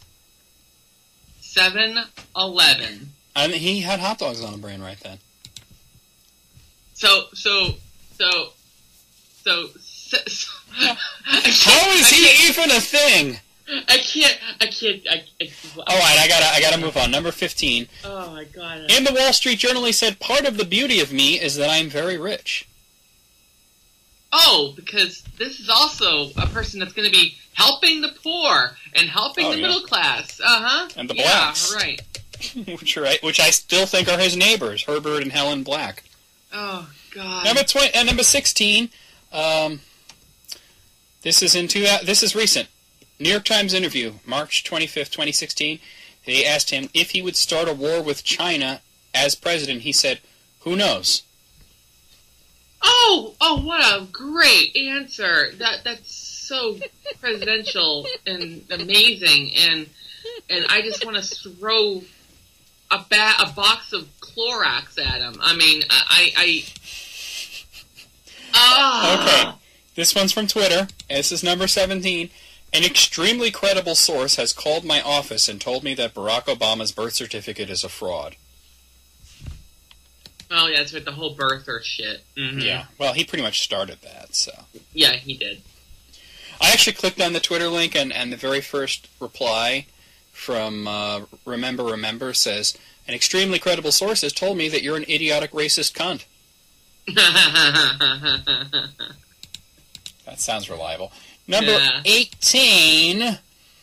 This is in response to Spy Magazine's go-to qualifier of Trump as a short-fingered vulgarian. He said, "My fingers are long and beautiful, as it has been well documented are various other parts of my body." Oh, and didn't that lead into the whole thing during the debate about what they were talking about penis size? That quote is old, but he still goes on about his dick. Uh-huh. He was talking about it at the debates, and I don't really get that. Why would you do that? Number 19, this is from The Race on NBC. He said, "A well-educated black has a tremendous advantage over a well-educated white in terms of the job market. I think sometimes a black may think they don't have an advantage or this and that. If I were starting off today, I would love to be a well-educated black."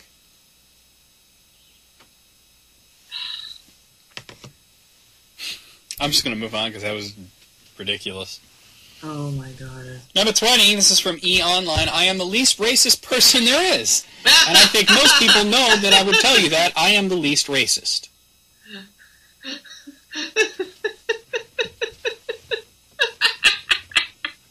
Maybe he's not racist. Maybe he hates everybody equally. I'm gonna take a quote from South Park here. I have to. Do it. "Man, you're the biggest nigga guy in Washington."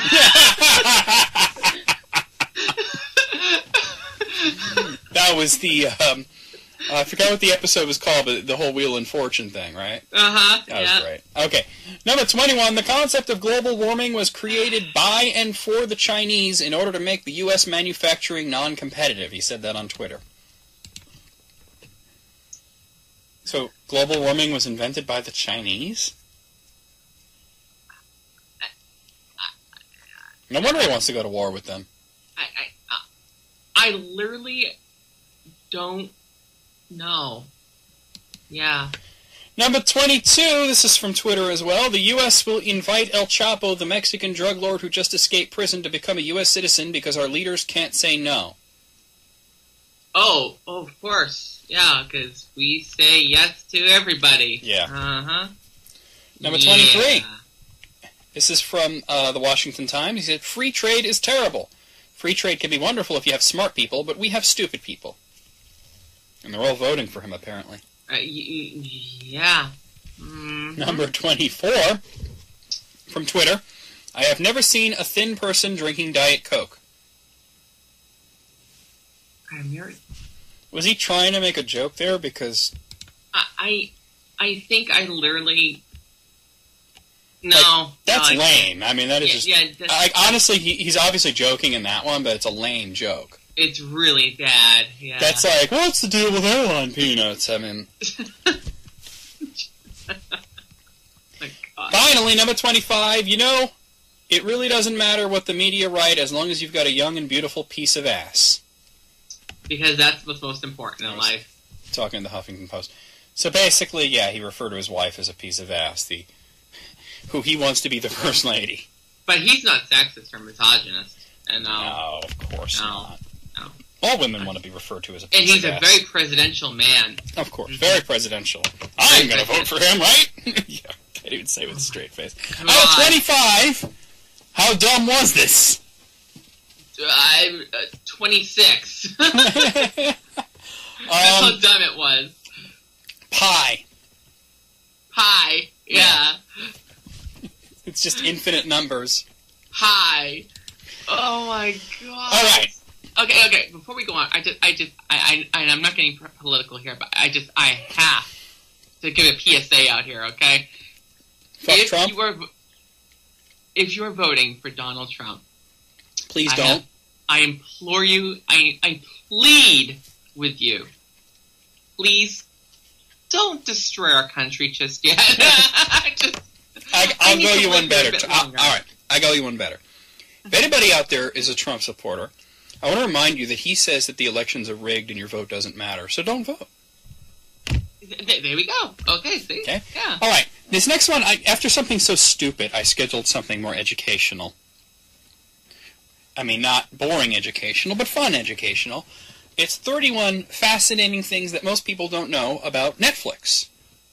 Okay. I mean, how much do you really know about Netflix so then you can watch stuff on it, right?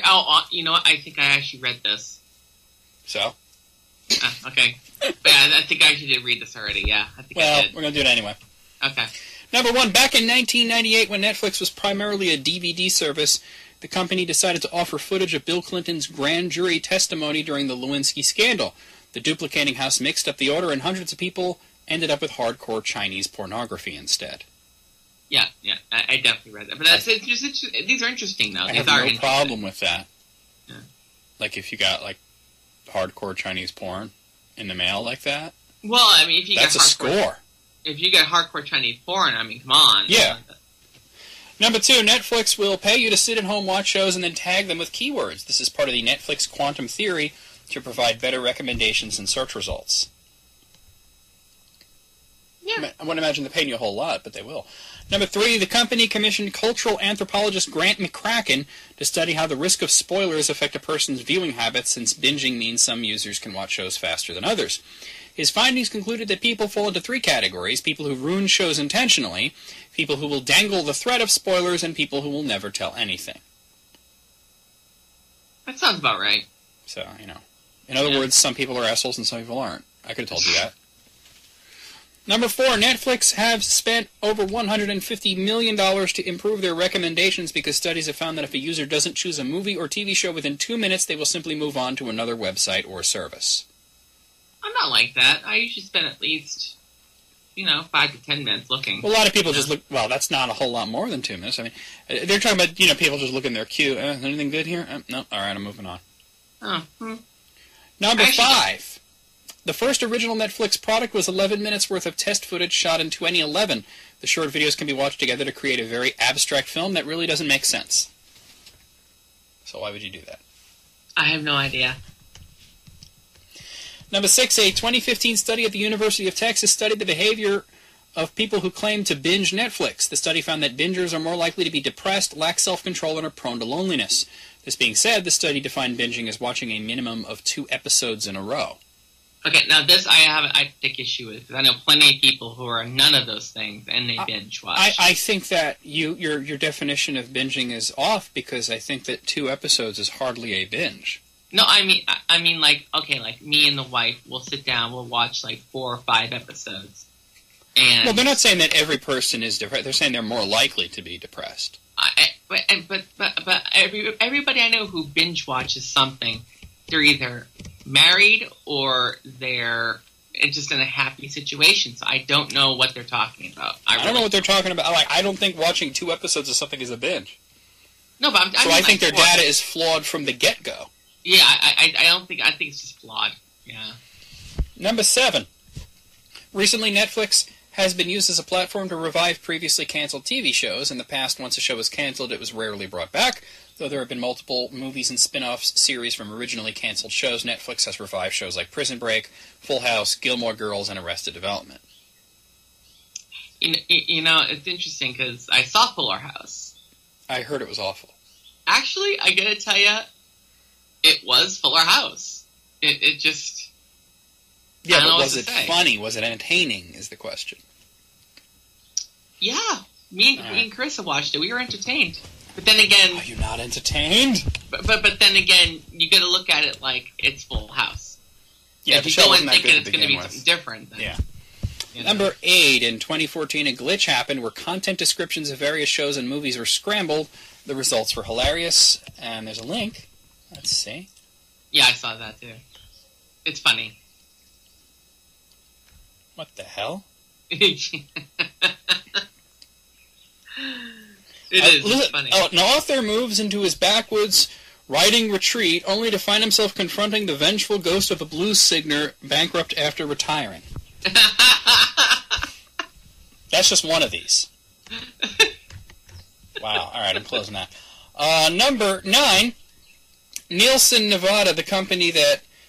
Oh, it's Nielsen NV, I guess. The company that tracks TV audiences are looking into tracking Netflix and other online streaming services. The core statistics about Netflix viewership and ratings are gathered by Netflix itself, and only a few stats are released to the public. Okay. Okay. But why do we care? Like, Netflix decides what shows they're going to have, right? Yeah. So, if they can see the ratings themselves, why would they need Nielsen? What would be the point of that? I don't know. Maybe to make it public?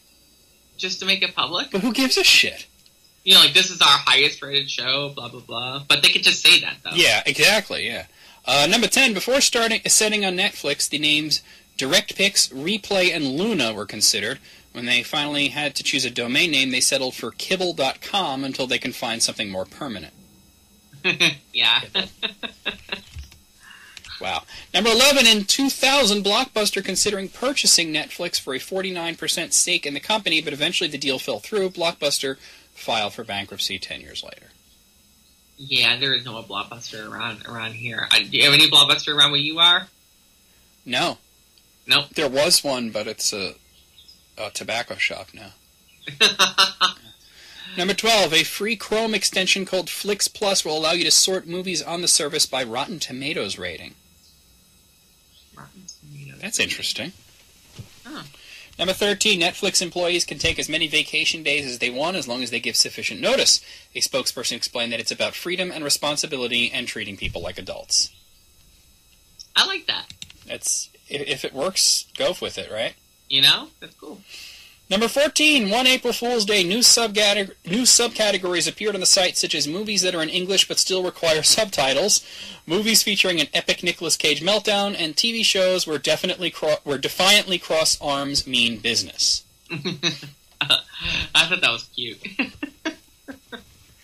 Number 15, the website Now Streaming lists what shows and movies are being removed each week so you can watch them one more time before they disappear. Yeah, sometimes you just have to be like, oh shit, I gotta watch that before it leaves. Exactly. Netflix, you know? Number 16, Netflix reports that users stream upwards of 100 million hours of content daily. The average user streams for 90 minutes. About an hour and a half sounds about right, yeah. Of course, according to that study, they would consider that a binge. Yeah, they would. I mean, it would have to be several hours for me to consider it a binge. See, for me, it would be like either 4 at least 4 or 5 episodes, right? Yeah, 4 to 6 episodes, yeah. Number 17, in the United States, more people subscribe to Netflix than cable television. Because cable is not going to be around much longer. It's definitely on the decline. That is a certainty. Number 19, the most watched show on the site is, do you know it, Tanya? Orange is the New Black. No! Breaking Bad. Breaking Bad, oh. Come on, you're watching Breaking Bad on Netflix right now. Actually, well, yeah, this is true. Yeah. I am. Yeah. I should have said Breaking Bad, but I didn't know if everybody else was doing the same thing. And they have the great gif of Walter White saying, "You're goddamn right." Although I do watch Orange is the New Black, and that's a really good series. Number 20, Netflix has created over 60 original programs from series to films to comedy specials. Yeah. And there's the gif of Frank Underwood saying, "America, I'm only getting started." Number 21, with Robin Wright's win for Golden Globe Award for Best Actress, Netflix became the first online programming service to win a major television award. Won't be the last one either.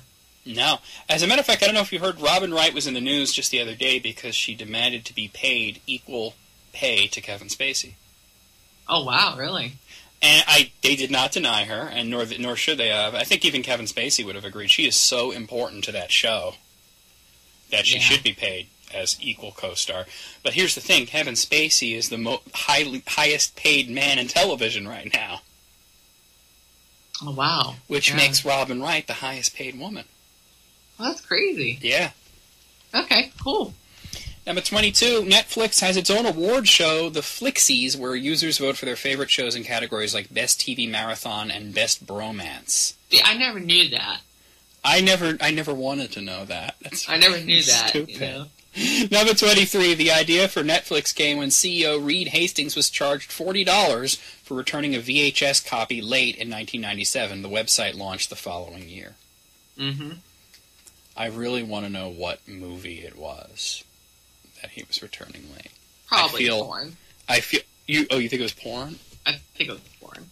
On VHS? That's great. Yeah. Yep.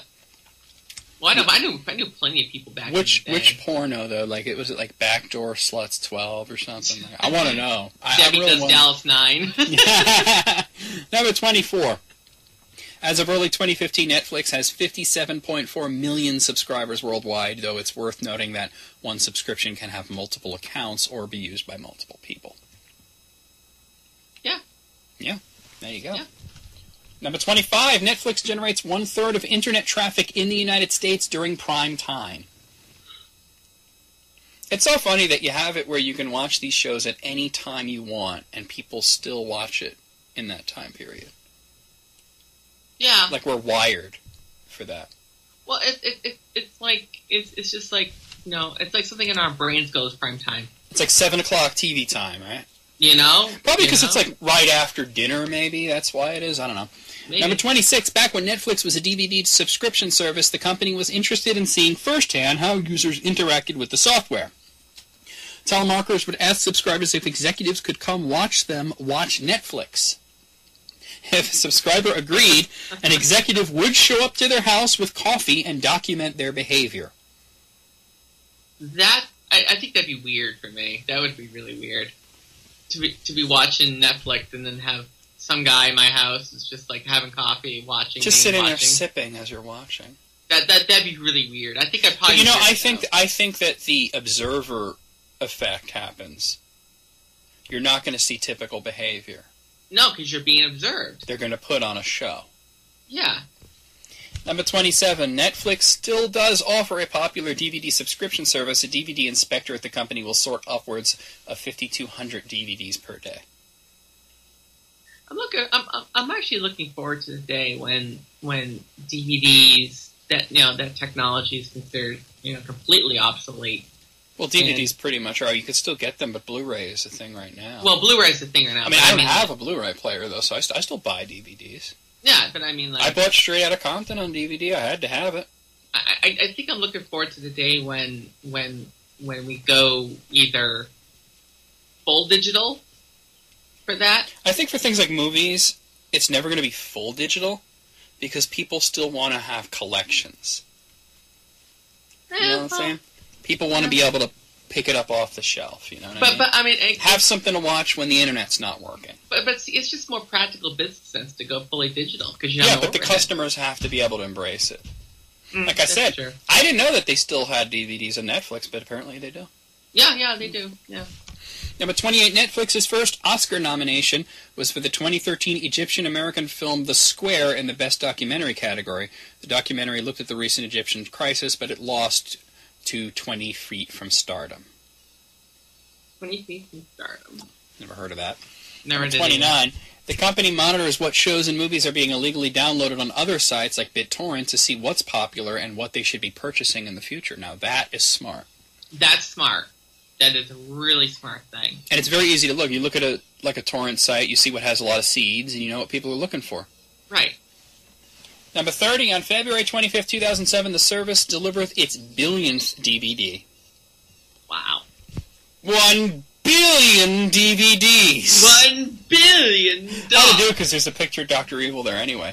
And finally, number 31, in 2015, Netflix executives revealed a prototype device being developed called the Switch. The device would allow you to turn off house lights when connected to a smart home light system, order takeout, and silence your cell phone or home phone, all while streaming. That's cool. That's actually really fucking cool, yeah. Yeah.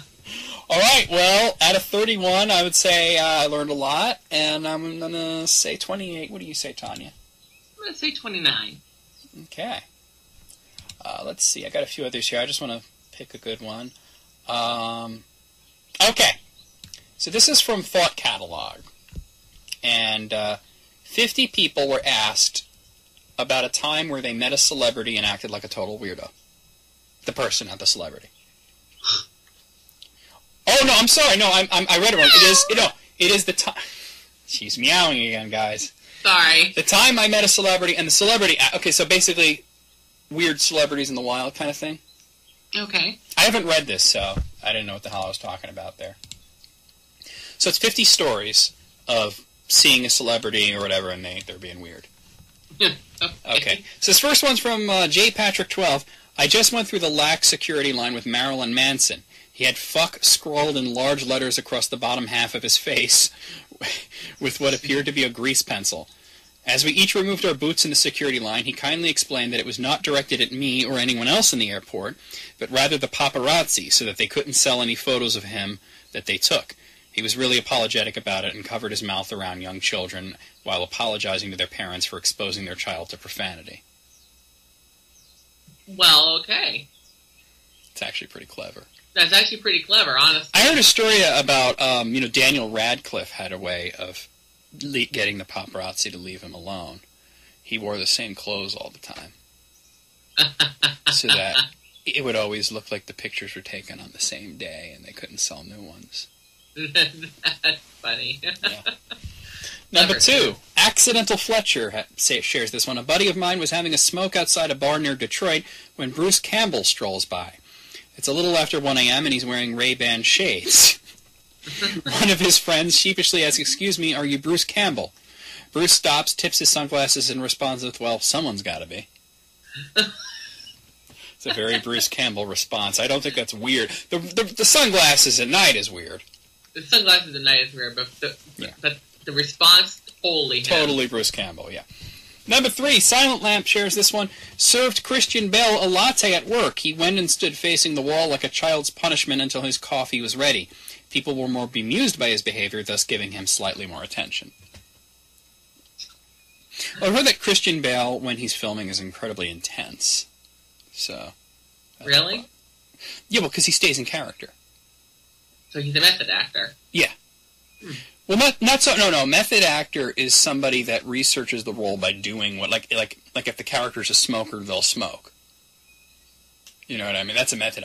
No, he just doesn't break character. That is method acting. No. Like I said, method acting is where they bring the character into their personal lives to learn it more. Because Jared Leto, right? Yeah. As Joker. Yeah. He was method acting, but he was in character the whole time.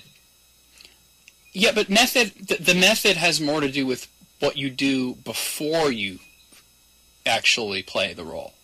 I mean, I get that, but I'm just saying. All right, well, whatever. It might be splitting hairs, though. Number 4, Strange Clouds. When I was about 10, I was in Chef Mickey's at Disney World. I had about 20 strips of bacon on my plate when a voice from behind me says, "Easy on the bacon, young man," and there was Arnold Schwarzenegger. I told him he was the Terminator, and he laughed and signed my arm. Can you imagine that? You're like, "Easy on the bacon, young man." Easy on the bacon. I think I'd probably look up and go, "I'll be back." I'll be back. For more bacon. For bacon. That's not that weird. No. If you saw a kid just piling their whole plate with bacon, you might say, "Hey, kid, heart disease, you know? Take it easy on the bacon there." Number 5, all caps, Lou Diamond Phillips tried to buy weed from me at a pool hall. One of the few times I regretted not being a drug dealer. Lou Diamond Phillips. Well, then you would have had the story, I sold weed to Lou Diamond Phillips, right? I sold weed to Lou Diamond Phillips. Okay, number 6, this is Pat Baby Party.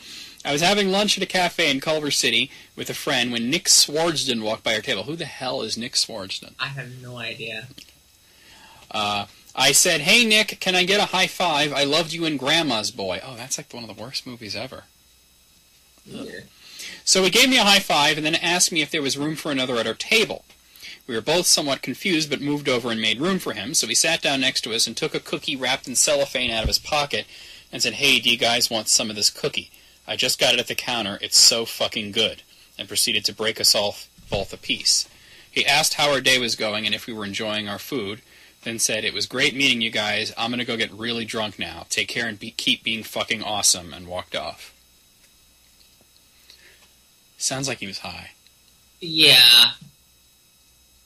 Yeah, it really does. It sounds like he was high, yeah. He had the munchies, so he went to get the cookie. Like high as a kite. Yeah, he was smoking weed. He was like, "Oh, man, munchies," and he went to get the cookie.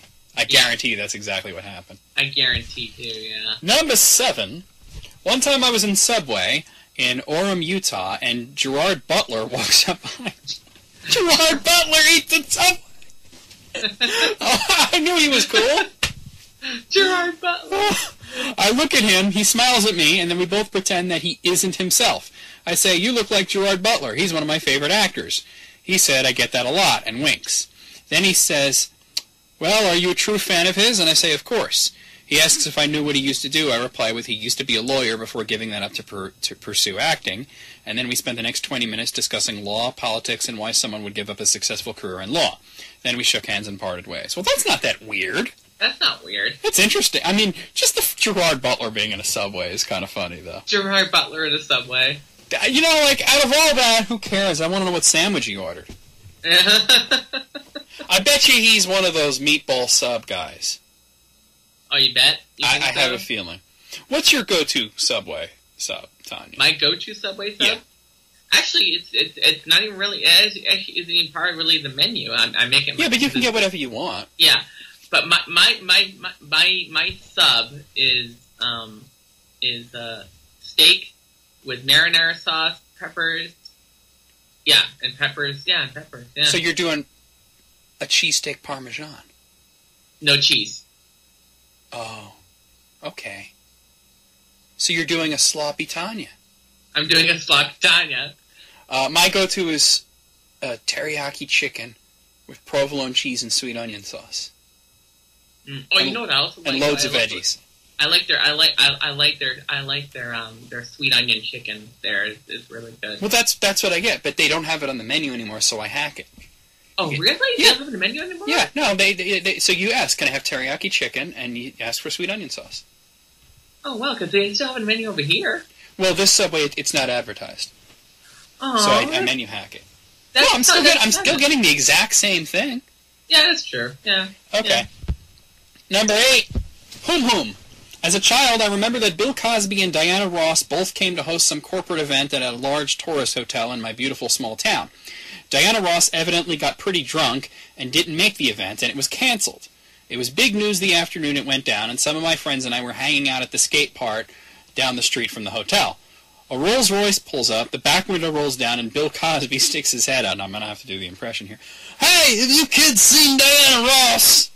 "No." "She's missing." "Oh. How you kids doing then?" "Good." "Okay, have a good day. Watch out for Diana Ross." "Thanks." My God is. I'm not going to make the obvious tasteful joke of what he wanted to do to Diana Ross. Yeah, you know. But I'm just going to leave that hanging there and click to the next page. Number 9. Dada Max. I used to live in the East Village, about a block from Willem Dafoe. That's pretty cool. Willem Dafoe. Well, he's pretty cool, right? Yeah. I would see him around the neighborhood a lot, enough times that we would nod to one another in greeting as we passed on the sidewalk. One day I walked into a corner convenience store and I completely spaced out about why I came in there. Have you ever had that happen to you? That's horrible, isn't it? Horrible.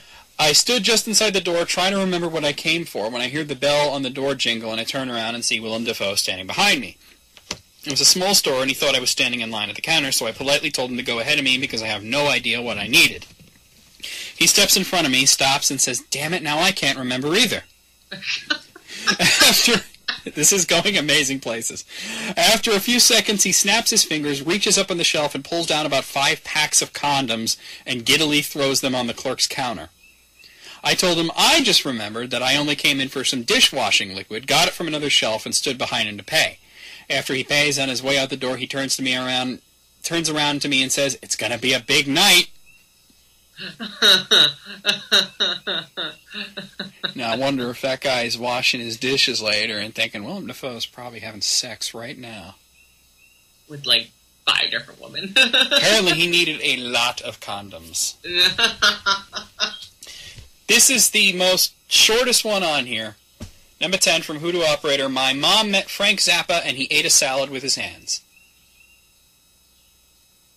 Okay. You know, Frank Zappa is probably my favorite musician of any genre. And I gotta say, that man didn't do anything normal. He never did anything the accepted way. Why would you eat salad with your hand? If you're Frank Zappa, why wouldn't you?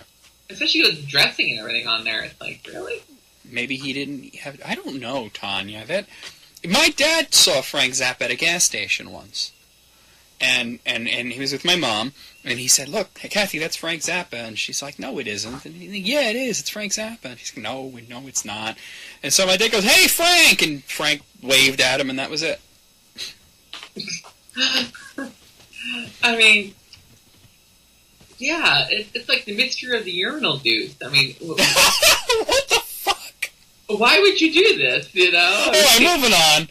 Number 11 from Wookie Prodigy. I saw Hulk Hogan at an Apple store in Tampa. Just the thought of Hulk Hogan in an Apple store is hilarious. It's even better than Gerard Butler at a Subway.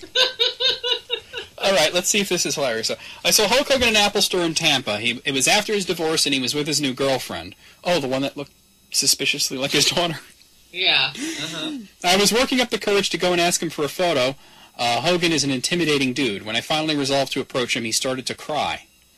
At least I think he was crying. He was hunched over with his head in his hands, and his shoulders were moving up and down as if he were sobbing, all while his girlfriend rubbed his back. I decided it was probably not a great time for a photo. Aww. I'm glad he left the guy alone. I mean, he just went through a divorce, so. I'm sure he was just being really emotional. Yeah. Number 12, Wayworth submits this one. This one's a little on the long side. I was a patient in the behavioral health care facility doing a puzzle when I heard the patient say, "That's Steven Tyler." He was getting treatments for painkiller addiction at the time. Decked out in leather jacket, huge mouth, hair, entourage, everything. He was... Oh, sorry. I'll burp there. He was about at the lobby ready to leave, so I had to think fast. I had my acoustic guitar while I was in the hospital, so I asked him, playing dumb, "Are you a musician? You look like one." He said, "Yes, I am." I asked him, "Would you like to play my guitar?" He looked at what might have been his agent, who gestured at her watch and said, "I have 5 minutes, all right." I didn't know he could play guitar. That's cool. We sat down in the lobby where the patients got their vitals. I got my guitar from the nurse's office, and he proceeded to tune my guitar to something open and ridiculous like D-A-D-A-A-D. He sang a new song about rain, purple rain, and washing things. Since I beatboxed, I laid down some drums while he played. This is a very strange scene that he's created here. Afterwards, he said to me kindly, "That's the first time I played music sober in 2 years. Thank you." I think the weird one in that situation is the guy who beatboxed. Well, I mean, if you beatbox, you know. I mean... Can you imagine being Steven Tyler, though, and you're like, "Hey, do you want to play my guitar?" And you're like, okay. And the guy starts, like, laying down beats. You're like, that's pretty surreal. He probably was wondering, am I really sober? Am I sure I'm sober? I mean, I'm at the place. I should be. All right, number 13. Oh, boy, there's a picture of Nicolas Cage. This is going amazing places. Years ago, I'm with some friends at the Shitty Bar in New Orleans. A friend of a friend is playing an acoustic show, and we're the only ones in the bar. Out of nowhere, this giant crowd comes into the bar, and out of nowhere, Nick Cage emerges. Where we're sitting, between us and the stage, is a dance floor. He falls to his knees and starts doing this weird dance thing. It looked like a pic of Hendrix when he lit the guitar on fire. He does this for a very short amount of time, then hops up, goes woohoo, and saunters out the bar, quickly followed by all of his followers. It was fucking surreal. That's pretty crazy. So essentially they were having this like really small show, and Nick Cage came in and did like a flash mob and left. Okay. Number 14. Uh-huh. This is from Calico Blue. I met Bill Clinton when he was doing book signing for My Life. I told him he was the sexiest president we've ever had, and he shook my hand twice. My friend did not get a second handshake. Well, I mean, Brad's in a hand job. Are there any straight women out there that could verify, was he the sexiest president? No. I would have thought that the ladies went more for JFK. But then again, I'm not straight, so what do I know? Yeah, exactly. That's why I asked. Straight ladies. Number 15, JD1Z. I met Alan Rickman as he was going to the stage door of the theater for his Broadway show seminar. He was walking past me, and I quickly blurted out, "I think you're awesome." He stopped, turned slowly to me, extended a hand to shake mine, raised one eyebrow, and said, "Likewise." It was awesome.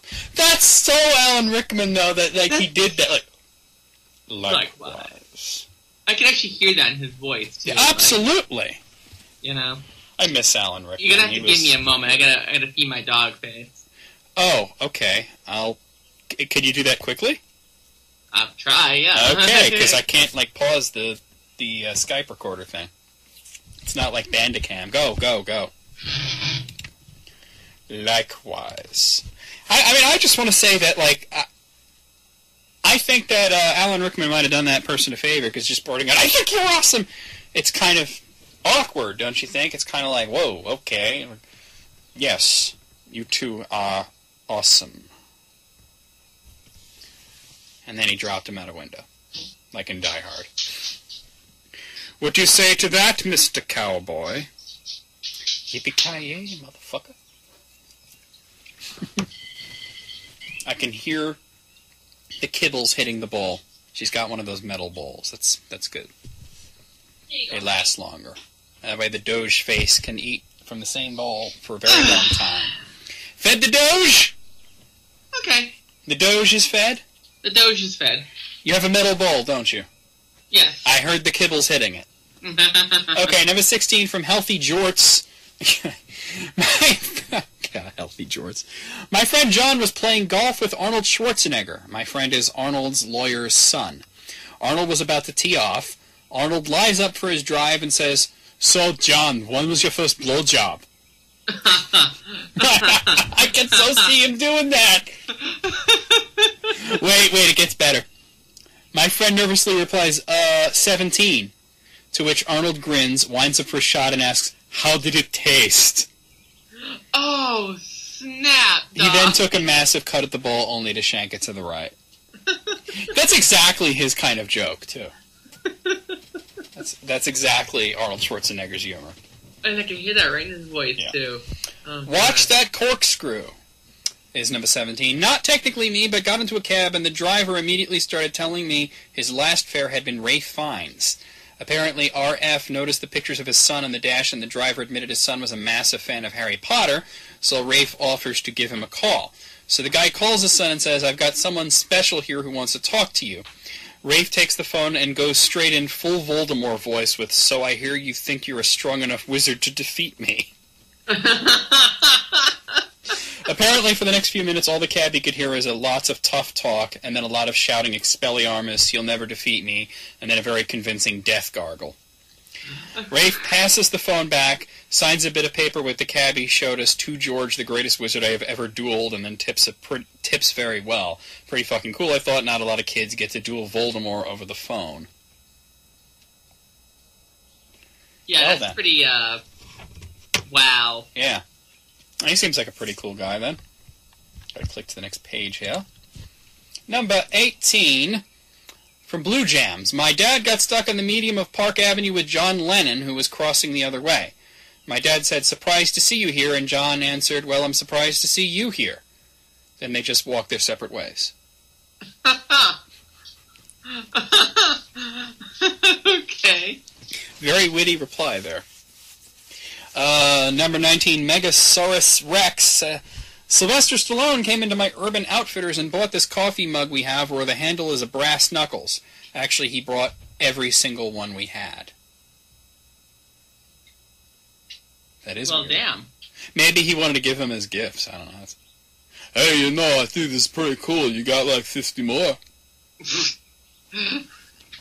Did you have to say it like that? Now I'm like hearing that. Of course I had to say it like that. It's Sylvester Stallone. Any opportunity to do his voice. Number 20, Shaz Bada BF. I was in Long Island visiting my friend, and we had just woken up for a long night of drinking. Feeling the way that we did, we decided to go to a local deli and get some breakfast sandwiches because that shit is the bomb. We waited in line for a while. When the person in front of us was ordering, in walks motherfucking Billy Joel. Now, I'm a pretty big fan, so I have a silent freak out in my head, wondering if I should ask for an autograph or whatever. So Billy Joel grabs a Gatorade, and then he walks to the front of the deli line, like in front of me. Wow, Billy Joel cuts in line. What an asshole. So the other guy is still ordering, and I think that might be like maybe Billy Joel just wanted to look at the menu behind the counter or whatever. The guy's finished ordering and pays, and then Billy Joel just fucking starts ordering like a million damn sandwiches. At this point, my irkedness at him cutting me overtakes my starstruckness, and I say, "Oh, hey, I think I was next, man." He turns around to me with the most contemptuous look on his face and says to me like I'm a piece of shit, "Well, I guess now I'm next, you shit." I guess I'm extra shit. I just stood there with my mouth open. I didn't know anyone could be that much of an asshole, let alone Billy Joel. Fuck that guy. Oh, jeez. Well, I guess they're a fan no longer. Right? Holy shit, why does he have to be such a dick? I don't know. Well, what am I hearing? That's my phone. That's your ringtone. Yes. Hello? I'm not going to judge much. Yes, this is she. May I ask who's calling? I'm not going to judge out loud. Oh, yes. Hi. Her voice always goes up an octave when she's on the phone. You guys notice that?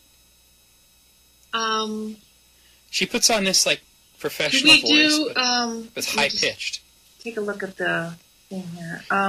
This better be like Square Enix, I swear. Yeah, could I set the appointment for...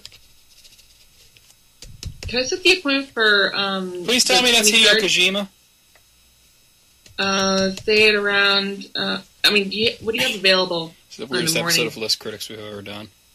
Technically, it's to be expected. We don't normally record in the morning, so... Could we do... Her voice is lowering. She's getting comfortable. 9:31? I have no idea if she hears me. That's like having a potato! Oh, she hears me. She laughed. Okay. Yeah, no, I'm sorry. I'm kind of on a phone call with one of my staff members right now. It's peanut butter jelly time. Yeah, can we do 9:30 on Monday? What about 9:32? I need time to pump up. Let me just write that down. Hold on. Good Lord.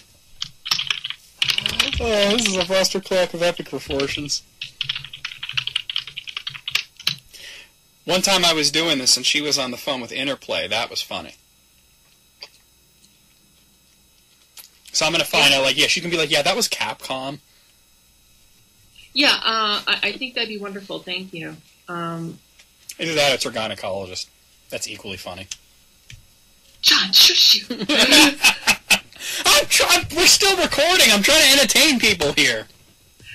I'm sorry. Yeah, I'm so sorry. I have 17,000 subscribers listening to this. Yeah. So 9:30 on Monday. That'd be great. I will. Yeah. She's gonna be like, that was Shigeru Miyamoto, you asshole. You know where the new cafe is? Oh, it's an applicant. I should shut my mouth, but I gotta entertain you guys. Yeah, it's over by the Price Chopper. Yeah. Well, if this person doesn't want to work with us after this, then we don't want them. Yeah, it's right over there. So what I need you to bring is I need you to bring your portfolio, and I need you to bring your yeah, exactly. And a potato. Sorry. If you bring a potato... My president is being a thing right now, so... Yeah. She'll be very impressed. Just not one of those sweet potatoes. Yes, fucking if you nasty. could, that'd be great. So I will see you then. Good and Lord. if you don't mind my asking, what is your... I was just going to say, what is your... What's your dick size? What is what year are you in for college? Oh, you are. Oh, okay, even better. All right, awesome. Okay. Oh, you ate the college. Well, that's good. I didn't like it anyway. I will. I'm looking forward to it. I mean, it should be pretty cool. I'm looking forward to meeting you. At this point, this person better be looking forward to it. Yep, I'll see you Monday at 9:30. No, it's no problem at all. Tell them to say hi to YouTube. You might want to say hi to YouTube, too, because I'm on YouTube right now, apparently, being recorded. Well, I can't hear the person. I can only hear you, so... Yeah. I'm doing a podcast type thing right now. Yeah, our whole conversation's on there. It's gonna be kind of funny. That's why I'm trying to, okay, let's go. I gotta get going. But yeah, no, I'm looking forward to it too. Oh, you're most welcome. You didn't know I was a female. The voice is completely down to where it was. It's no longer high, so the conversation's almost over. Okay. At the beginning, it's, oh, yes, hi, yes, I'm Tanya. And towards the end, it's like, okay, yeah, we're good. Have a great day. All right, I'll see you Monday. All right, bye.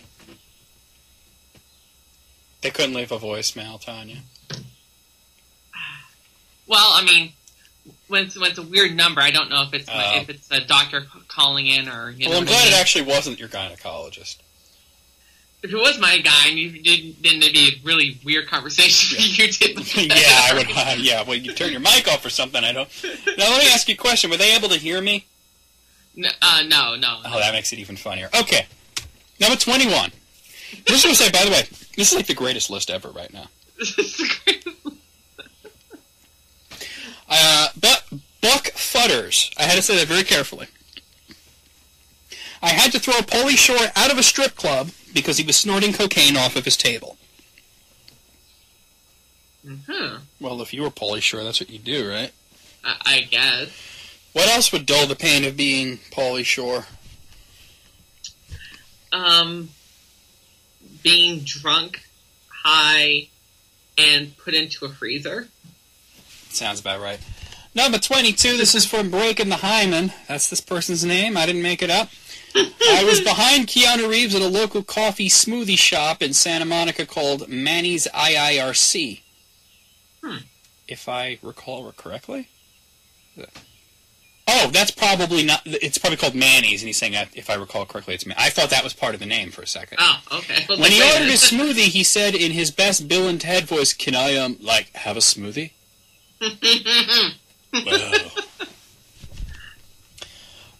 These names, Tanya. Number 23 is from Choo Train 89. Oh, God. I worked at Morgan Freeman's production company as an intern 3 summers ago. One day I was instructed to bring a bunch of old film cans to a storage unit. I was carrying about 5 or 6 since I didn't want to make 2 trips to the car. I get into the elevator and take down to the garage. When I open the door, all I hear is, boo! I dropped all the film cans on the ground, and one of the cans opened and the film spilled everywhere. I looked up and Morgan Freeman is standing above me. All he says is, looks like you have some work to do. He then enters the elevator whistling and closes the door. Right before the door closes, he winks. Wow, Morgan Freeman's a dick. But that's a good kind one. I love this list. Number 24, Nuo32 says, a few weeks ago I worked for an author and pickup artist Neil Strauss. It was actually my last day on the job, even though I didn't know it. I was up in Malibu waiting for the bus to take me down to Santa Monica when a car pulls up and the driver goes, I'm going to Santa Monica if you want to ride. You're not going to kill me, are you? No, I'm not going to kill you. I get in the car and extend his hand. I get in the car and he extends his hand and asks me my name in the most recognizable voice ever. I look up. It's Martin fucking Sheen. Martin fucking Sheen. We shot the shit for like 45 minutes as he gave me a ride down the coast and insisted upon taking me to my specific bus stop. At the end of the ride, we chatted really briefly about Charlie after talking about Sorkin and West Wing and me just about sporting a general writing boner. And then he told me to hang on a second. He gave me a blessed rosary from Jerusalem. Every bead was made from an olive pit. He asked me a recovering Catholic to say a Hail Mary for him and one for Charlie. I said like 6. Well then. Number 25, The Fewer Desires, says, I spent an evening with Elijah Wood in a hot tub. Elijah Wood in a hot tub? Wow. We argued about... That's a joke. Yeah. Already right there, that's amazing. We argued about smoking laws. He made out with a girl who thought he was Toby Maguire but kept calling him Toby Keith. We hugged before he left and our bare chests touched. Uh-huh. I thought Elijah Wood was gay. Isn't he gay? Or am I thinking of somebody else? Maybe you're thinking of Toby Maguire. I think of Toby Maguire. Oh. Zeb Deck says, saw Seth Green in line checking out at Toy Tokyo in New York City during Comic-Con last year.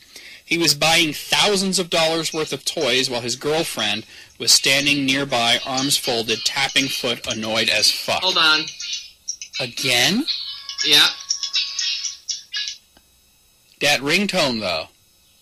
Hello? Hello? My voice goes up when I answer the phone. No, she's not currently here. May I ask who's calling? Oh, yeah. Yeah. One second. Let me just jot this down. Yeah. Yeah. Yeah. Okay, can I have your name? Well, that's a pretty name. Seymour Butts. Oh, that's a really pretty name. Seymour Butts, really? You think so? Thanks, my mom gave it to me. Good Lord. Oh, this is terrible. And let's never do this in the morning ever again.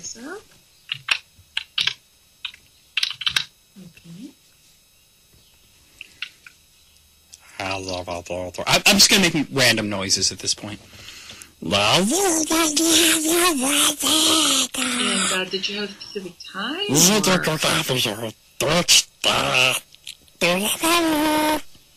Okay.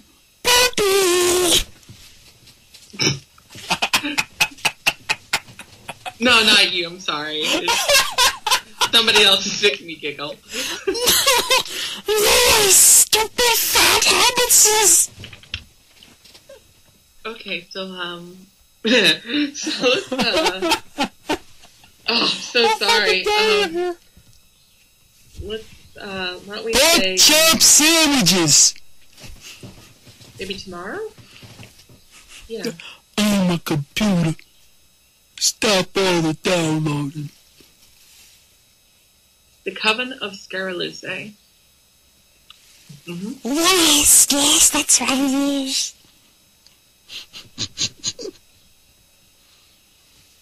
Yeah. Oh boy.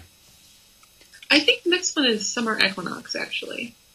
Equinox, yeah. Really? You couldn't say equinox, it's gotta be equinox, gotta be all fancy. Mm-hmm. Yeah, just, give a call back and, we'll be here. I won't. Or I'll be here. I'll be there. Yep. Okay. Blessed be. It's a penis. I'm sorry. Come on, you gotta let it go to voicemail. Alright, thank you very much. Yeah, blessed be. Alright, bye. We are never doing this in the morning. Ever again. Right? This is terrible. Well, Alright, number 26. This is from... I just read that one. Okay. Number 27 from Yakutai. Not me, but I used to know a driver who would pick up Christopher Walken from time to time.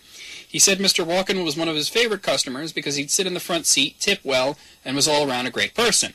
So the driver, Peter, picks up Mr. Walken and is driving him around, and he mentioned that his friend is a huge fan of his acting. Being the good guy that he is, Mr. Walken says, "Bring her next time you pick me up."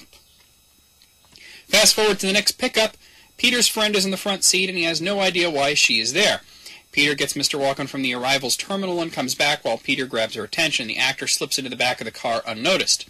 After Peter starts driving, Mr. Walken says hello, which startles the girl. She turns around, sees Mr. Walken, and faints in the front seat. Aww.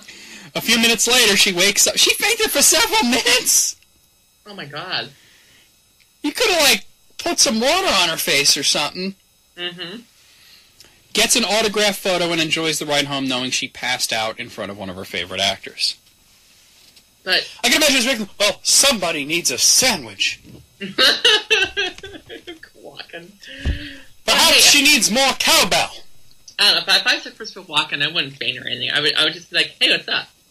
Well, but if it was somebody that you're that into, maybe you would. You know? The only person I would possibly, go crazy for would be, Patrick Stewart. I knew it! Yeah. I knew it. Imagine if you were in the limo and then he comes in and he's like, "Oh yes, make it so," and you'd be like, "Ah!" I'd probably have a fangasm. Exactly. Yeah.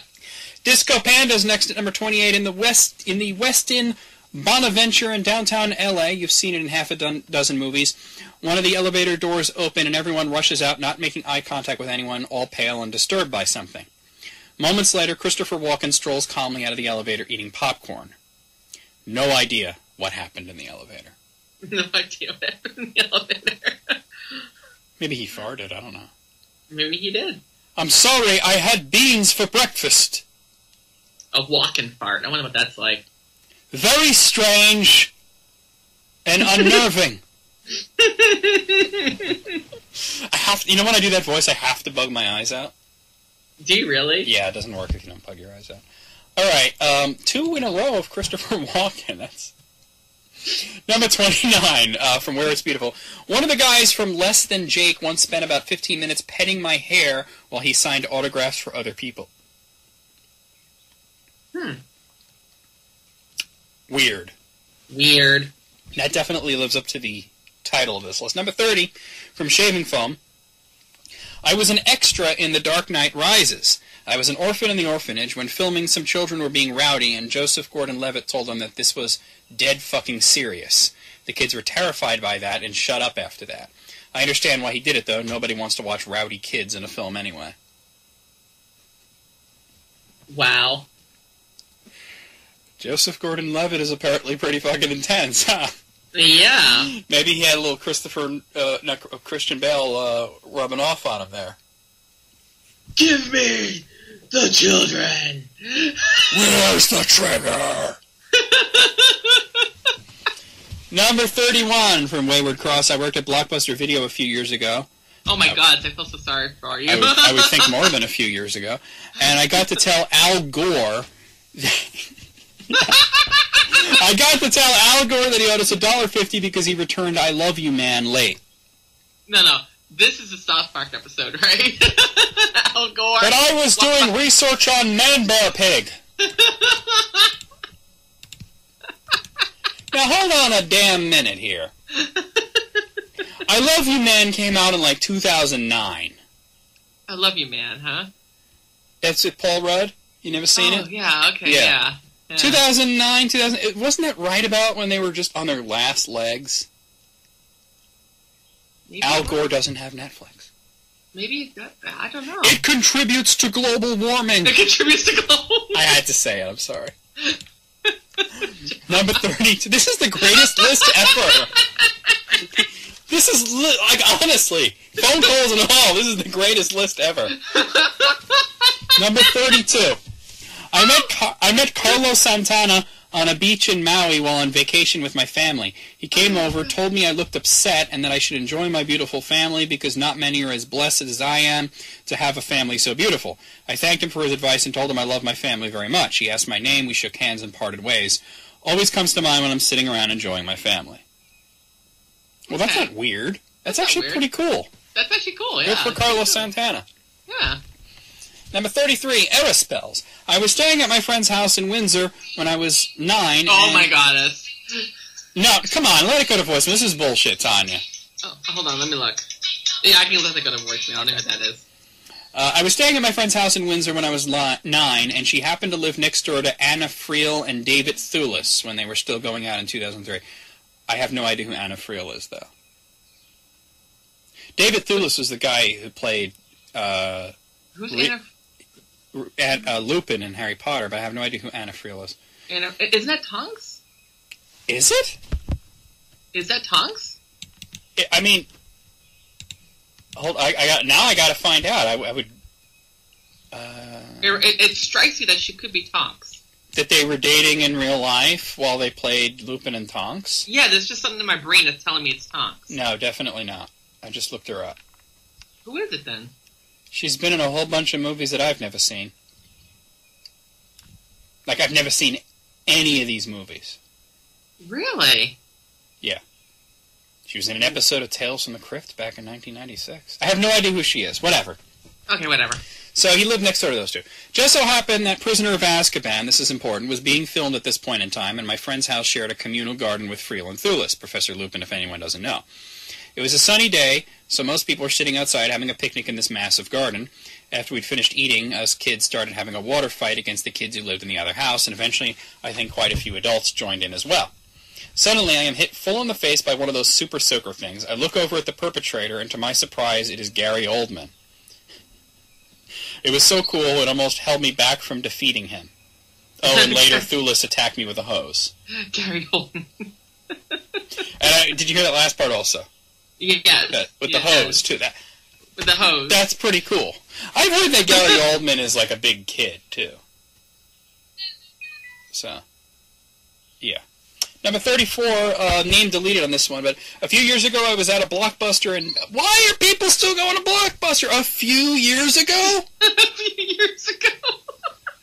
More like a decade ago. No, actually, not even, because that would have been 2006. This is the running gag of today. Holy shit. Okay, a few years ago I was at a Blockbuster in Bend, Oregon, checking out Evan Almighty, when I hear a godlike voice say, "The first one is better." I turn around and Morgan Freeman is right behind me, smiles, winks, and walks out the door. Oh, be quiet, go away. The first one was better. Evan Almighty sucked. Evan Almighty was yeah. It was terrible. Bruce Almighty, though, I could watch it any day and Yeah. be happy with it. But I just want to point out Evan Almighty came out, 2007? Was it 2007? And you got to think if he's renting it, it's got to be like 2008 or so. What am I hearing? People are texting me. That's your text noise, huh? Yeah. Okay. I won't judge out loud. Number 35 from... Okay, this person's name is Cunt Punter 2001. Cunt Punter 2001. What? I didn't make it up. That's his name. I assume it's a he. It could be she. Was dating a comedian a few years ago, so I went to quite a few shows. One night, he brought me back to the green room to meet Tommy Davidson, who's just about the nicest guy. I walk in, and sitting on the couch is none other than O.J. Simpson. This is going to amazing places, Tanya. This is going in really amazing places, yeah. He promptly pulls me down onto his lap and has his drunk girlfriend, who is the spitting image of Nicole Brown Simpson, take a picture of us. She then joked about how I shouldn't be afraid for my life because he doesn't murder brunettes. Doesn't murder brunette. Wow. Wow. That was more than a few years ago, because he's been in jail for a while now. I was going to say a while now, right? Yeah. Bat Sam. This one's going to be amazing because it involves Bill Murray. Oh, boy. Bill Murray showed up to one of my college football games last year. The marching band noticed and played the Ghostbusters theme song, and he got up on a podium and started conducting them and dancing around. Nobody knows why he was even there to begin with. Our football team sucks. Let's face it, nobody knows why Bill Murray is anywhere. Bill Murray shows up at the weirdest of places. He really does. You hear so many stories of he shows up at people's weddings and shit. I mean... What was he doing there to begin with? We don't know. Yeah, no idea. He just wanders, I think. Bill Murray. This one's from Beep Bop Borp. My pal was dating Danielle Fishel. Do you know who that is? Danielle Fishel. Sounds familiar. She played Topanga. Oh my god. Yeah. Yeah, nice boobs on that. Yeah, she got big in the Chestle region. Mm-hmm. My pal was dating Danielle Fishel at the time and brought her to our company Christmas party. I'd met her a few times before that when he brought her around, but while we were catching up, she said to me, "I've been taking pole dancing class. Want to see?" This is where she proceeded to do a nice little dance on an awning pole for me. It was very awkward, yet extremely satisfying. I bet. I'd love to have her do a pole dance for me. I mean, fuck yeah. I don't know. Can she balance with those tits of hers? I don't know if you guys know. I mean, you may be thinking Boy Meets World or whatever when she was 12, but I'm telling you right now, she is top heavy. Yeah, she's very top heavy. She's I think they're either they gotta be E's. I was gonna say E's. E's or F's. E's or F's. They're huge. Yeah. Number 38 from Charwar. When I was 4, I was at a baseball game with my parents and their friends. My sister and I were enjoying some soft-serve ice cream cones when out of nowhere someone is trying to eat my ice cream. Aww. That's sadness. Everyone is laughing and telling me it's okay and to share it, but I was not having it and refused to let the man have a bite. I later found out that man was Bill Murray. There are pictures. My parents will have to dig them out. So once again, Bill Murray just shows up and does something weird. I swear he, like... I mean, I've heard, like, the story, like, you know, like, Bill Murray stole a French fry off my plate and said, nobody will ever believe you. That was great. But the thing is, there are so many of those stories about him that, yes, it is believable. He's becoming an urban legend, you know. He's a meme. He totally is a meme. He totally is a meme. Number 39, Shirk Dever. God damn it, Tanya, turn your fucking ringer off. Oh, shit, I'm sorry, I have to... Oh, my God, really? You guys. Hello? So how are you guys doing? We haven't talked in a while. Tell me in the comments how bullshit this is. Yeah. We always get plenty of comments on List Critics. Let me know, on a scale from could you please, 1 to cheese, how bullshit this is. I'm actually right in the middle of... Like Limburger being, like, really bullshit. Swiss is, like, not so bullshit. I could be available that day. Let me just check. Hold on. I think we're at cottage cheese at this point, which is not even cheese. It's like, I don't even know what cottage cheese is. It's not cheese. I know that much. How about Thursday? I have no idea what it really is. Does it come from a cottage? What the hell animal does that even come from? Thursday, say it around 6:30. I assume it's like a mole rat or something. A mole rat cottage cheese pie. Yeah, that would work. That should be a Zombie Sneak Attack song title. Yep. Yep, I want to find out what the hell cottage cheese is. We're going to look it up. No, I appreciate it, but again, I'm really busy. What today, is it made from? It's milk left over after making butter, so it's basically like butter poop. No, you too. I appreciate it. Thank you. All right, bye-bye. So, butter poop. Are we all good now, Tanya? Can you turn your phone off, please? I'm turning my phone off, by the way. Thank you. You know, you notice I got like one text during this, and I said, oh, I'm going to set my phone to vibrate. I should have just done that to begin with. Bloody hell. Oh, my God. I had a little rant about cheese. I don't know if you were listening. All right. Number 39, Shirk Dever says, I was once assigned to shoot a video of Paul Simon for my employer who had hired him to play a show. He refused to speak directly to myself or my crew, so standing 3 feet away from him, I had to direct my questions to his publicist, who would then repeat my questions back to him. Wow, Paul Simon's a fucking moron. He would then direct his responses to his publicist, and she'd repeat his answer to me. What? It was completely insane. That night I threw away all of my Paul Simon albums and haven't listened to him since. That's fucking insane. Well, he can't be seen speaking to the plebes, Tanya. That's so weird. Paul Simon's a damn weirdo. Oh, Number 40 from Fire Eyes, Tony Geese. Do you know who Tony Geese is? No. He does a bunch of voices on Sesame Street. Oh, okay. He's Big Bird. Okay. He was oh, God. Wow. Prepare yourself for this one, Tanya. Oh, boy. Tony Geese was a member of a nudist colony that I visited. No. Killing my childhood. No. I said to my friend, I'm going to kill you, and Tony chimed in the Oscar the Grouch voice, don't be killing people.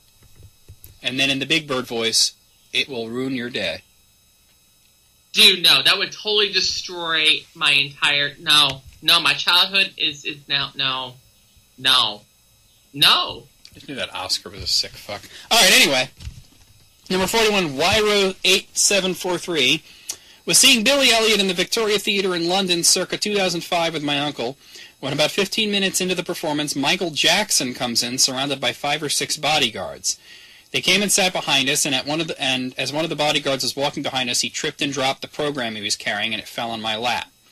I turned around and gave it back to hear from the king of pop, "Sorry, young man, fuckwit here can't stand still." Best day ever. Michael Jackson called his bodyguard fuckwit. Fuckwit. That's amazing. I can't even. I'm actually trying to imagine that in his voice, and I can't do it. I really can't. Sorry, young man. Fuckwood here. Can't stand still. Wouldn't it be funny if that wasn't like his real voice, though? Like if he had like a really manly voice in real life. So you go from to yo. So. Yeah. Okay, number 42, Stevie Johnny. My dad said he met MC Hammer when he worked at Sbarro's. Oh God, MC Hammer. MC Hammer at Sbarro's. MC Hammer at Sbarro's. My dad went to give MC his pizza. MC reached out for the plate. Then my dad quickly pulled the plate away and said, "Can't touch this." Okay. Apparently MC laughed it off. I still tell my dad that I don't believe it's true. That was hilarious. Well, if his dad was a real fan, he'd know the line is, "You can't touch this." You can't touch this. Da, da, da. You can't touch this. All right. 1270, a bunch of numbers. This person isn't a bunch of numbers. I once played golf with O.J. Simpson and Lawrence Taylor. So this took place about 1 month after O.J. was acquitted for the double murder of his wife and Ron Goldman. I was a walk-on at a local golf course in L.A. and was called to the first tee by the starter to join a threesome. O.J., LT, and an attorney friend of theirs.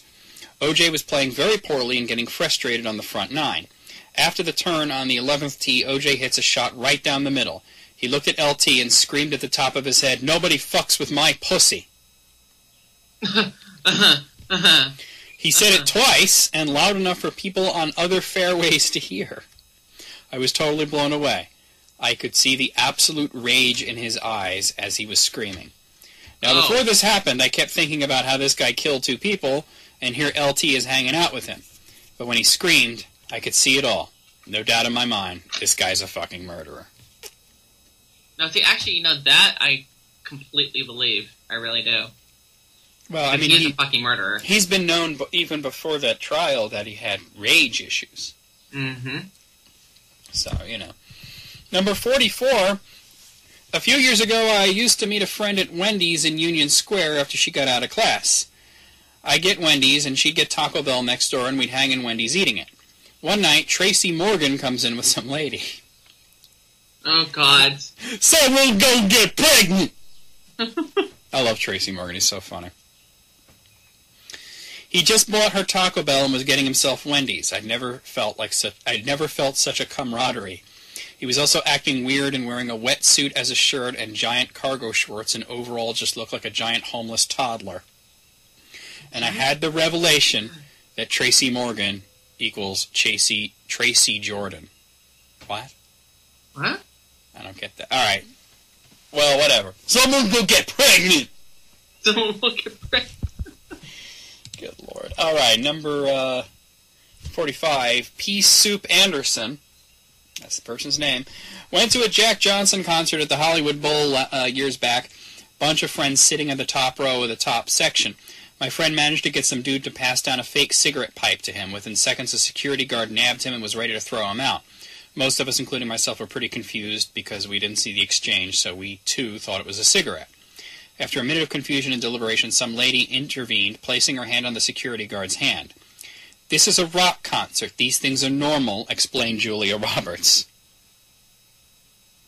The security guard was puzzled at first and backed off. My friend got to stay. Concert was great. The end. Okay. I mean, you may not realize, but they were talking about a joint.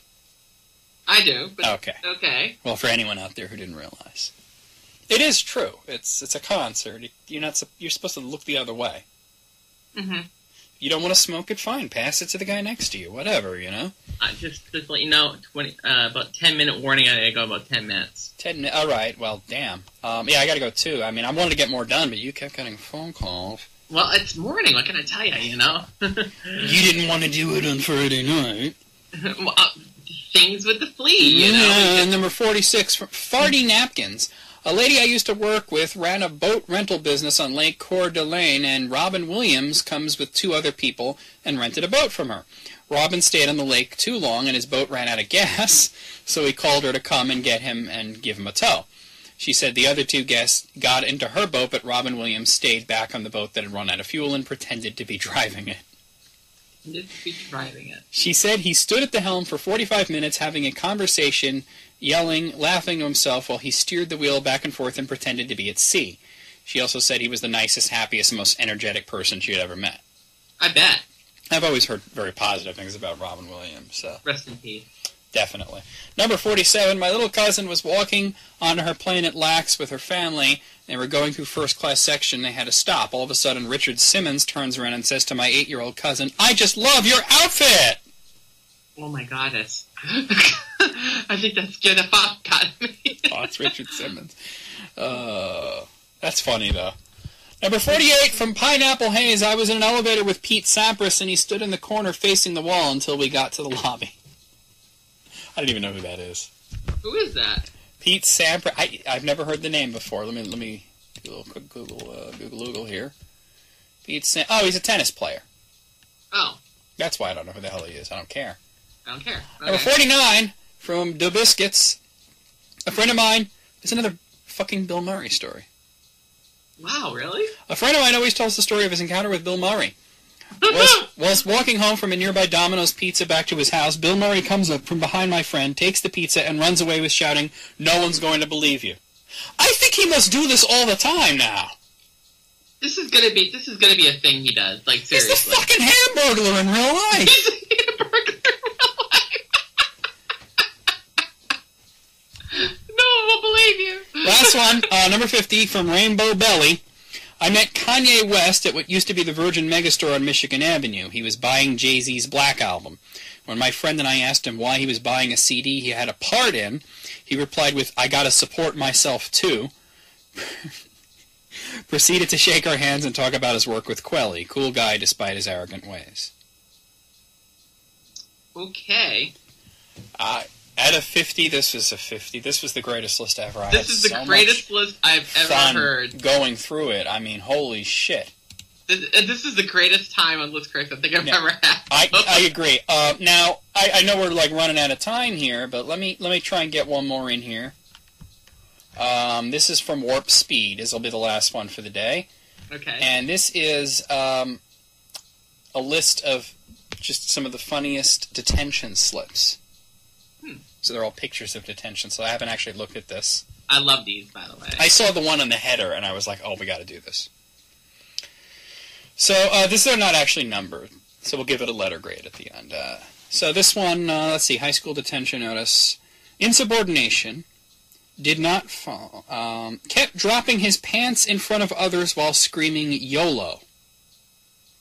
Okay.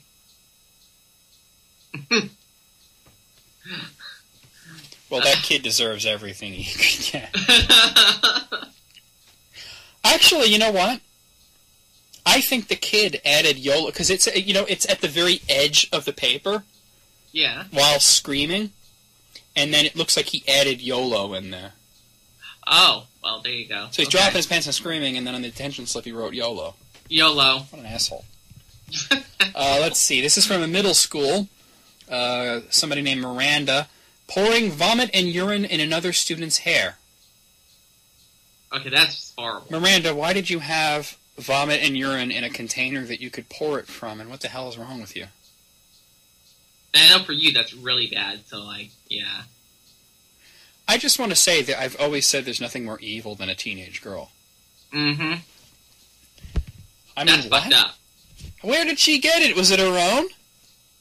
Maybe it was her own. Ugh. All right, this is from a junior high school for somebody named Datton, or maybe it's Dahan, I don't know. Another student made the comment, "You need to push it in further," and, it's Dalton. And Dalton added, "That's what she said." It figures that a person named Dalton would say that. I don't think that's worth a detention. That's what she said. I mean, I would have done the same thing. I would have done the same thing. Who wouldn't? And that you could push it in further. Come on. Just asking for that's what she said. You know who I got to start saying that like all the time is Brandy. Oh, Brandy? Yeah. This next one is actually a letter home to the parent. Dear Mrs. Redacted, you may already know this, but in case Alex has neglected to tell you, I'm assigning him to detention for 1 hour this Friday, April 22nd. This is all by from 1994. The reason is as followed. Alex consistently defied me.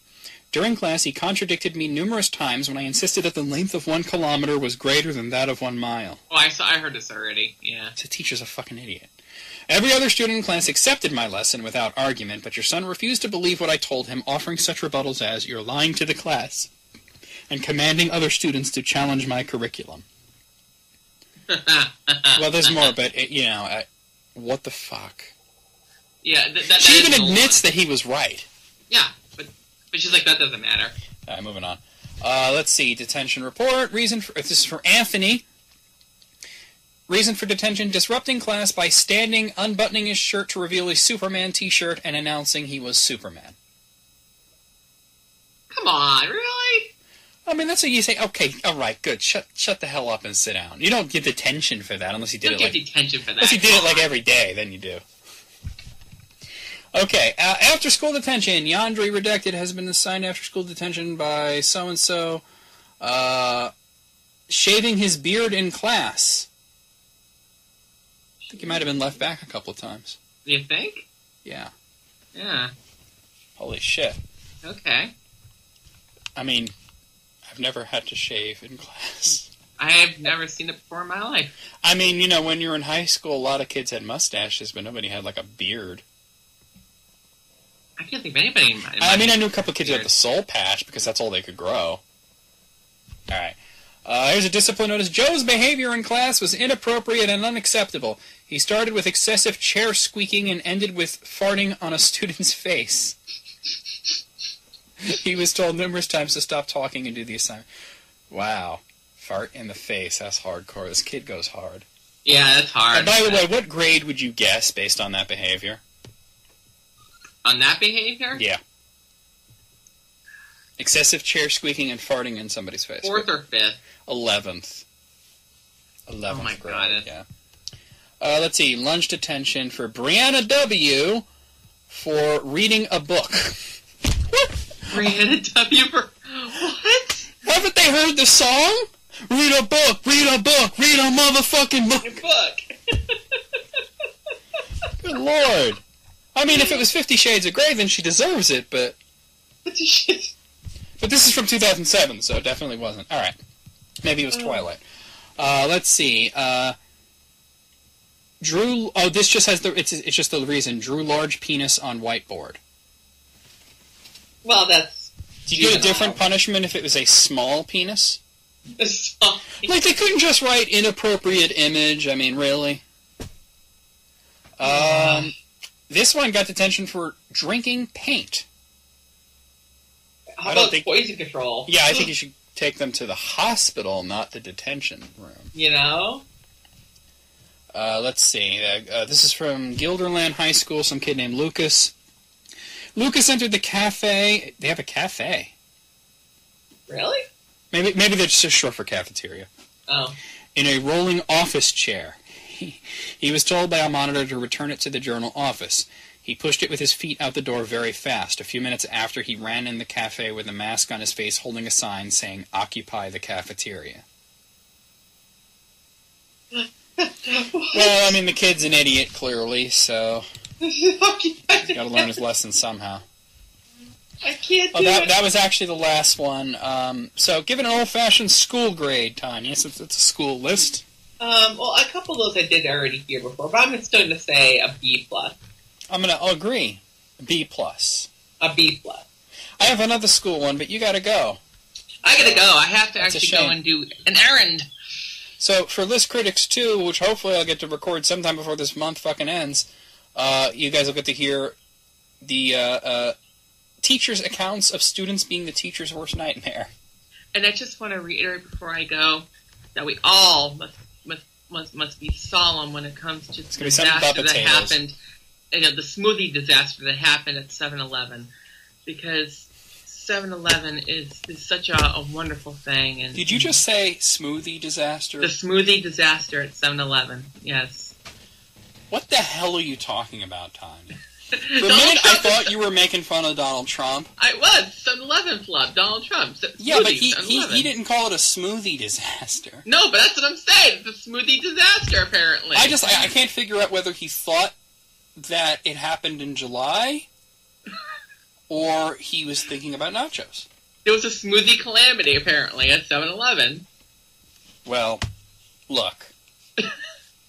There's more than one 7-Eleven, so I think it's okay. Do you even have 7-Eleven where you are? Because we don't have it here. We don't have one over here now. We had it when I lived in New York City, of course. But I think this is one of the greatest episodes of List Critics. Well, just for that celebrity list. I had another one, too, of people embarrassing themselves in front of celebrities. We'll have to do that some other time. Yeah. Well, I gotta get going. But anyway, we didn't get to do many of the lists that I wanted to do, but... You guys have a great day, and... That was just a great... Remember the smoothies, huh? Remember the smoothies. Hashtag never forget. Hashtag blueberry, red raspberry, Coca-Cola. Oh, God. Hashtag squishy. And my phone going off just made it even worse. Now, that was bullshit. That was bullshit. But this is what happens in the morning. I'm always constantly called in the morning. That was the bull right there. Now, Tanya, we're usually on Skype until right about now, and your phone's not going off like that. No, well, I should say today it's been going off because I'm expecting quite a few phone calls today. Oh, wait, I mean, since when is your phone even working? Or was that Carissa's phone? No, my phone's working now perfectly. I don't know what happened, but... Well, hold on now. Okay. Try calling. I'm going to try calling, because we had this whole thing where I was trying to call Tanya, and she never answered, and it turned out that for some reason, when I call, her phone doesn't ring, and we tested it out on Skype. Yep. I called Carissa's phone, and it rang, but I called yours, and no, nothing. No, my phone's on, so go ahead. You turned it back on? The ringer's on? It's on right now. It's already loaded. All right, I got like 5 Tanyas in here. Here it is. Tanya Cell.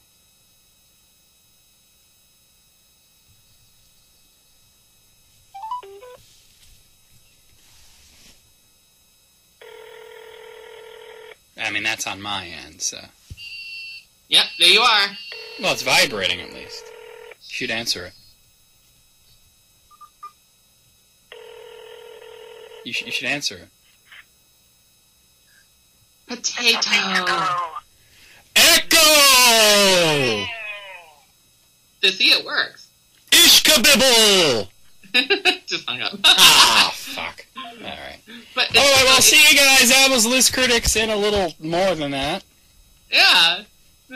Insanity, insaneness, inswampness. Poop. I gotta do more insanity too, so I'll see you guys later. Poop.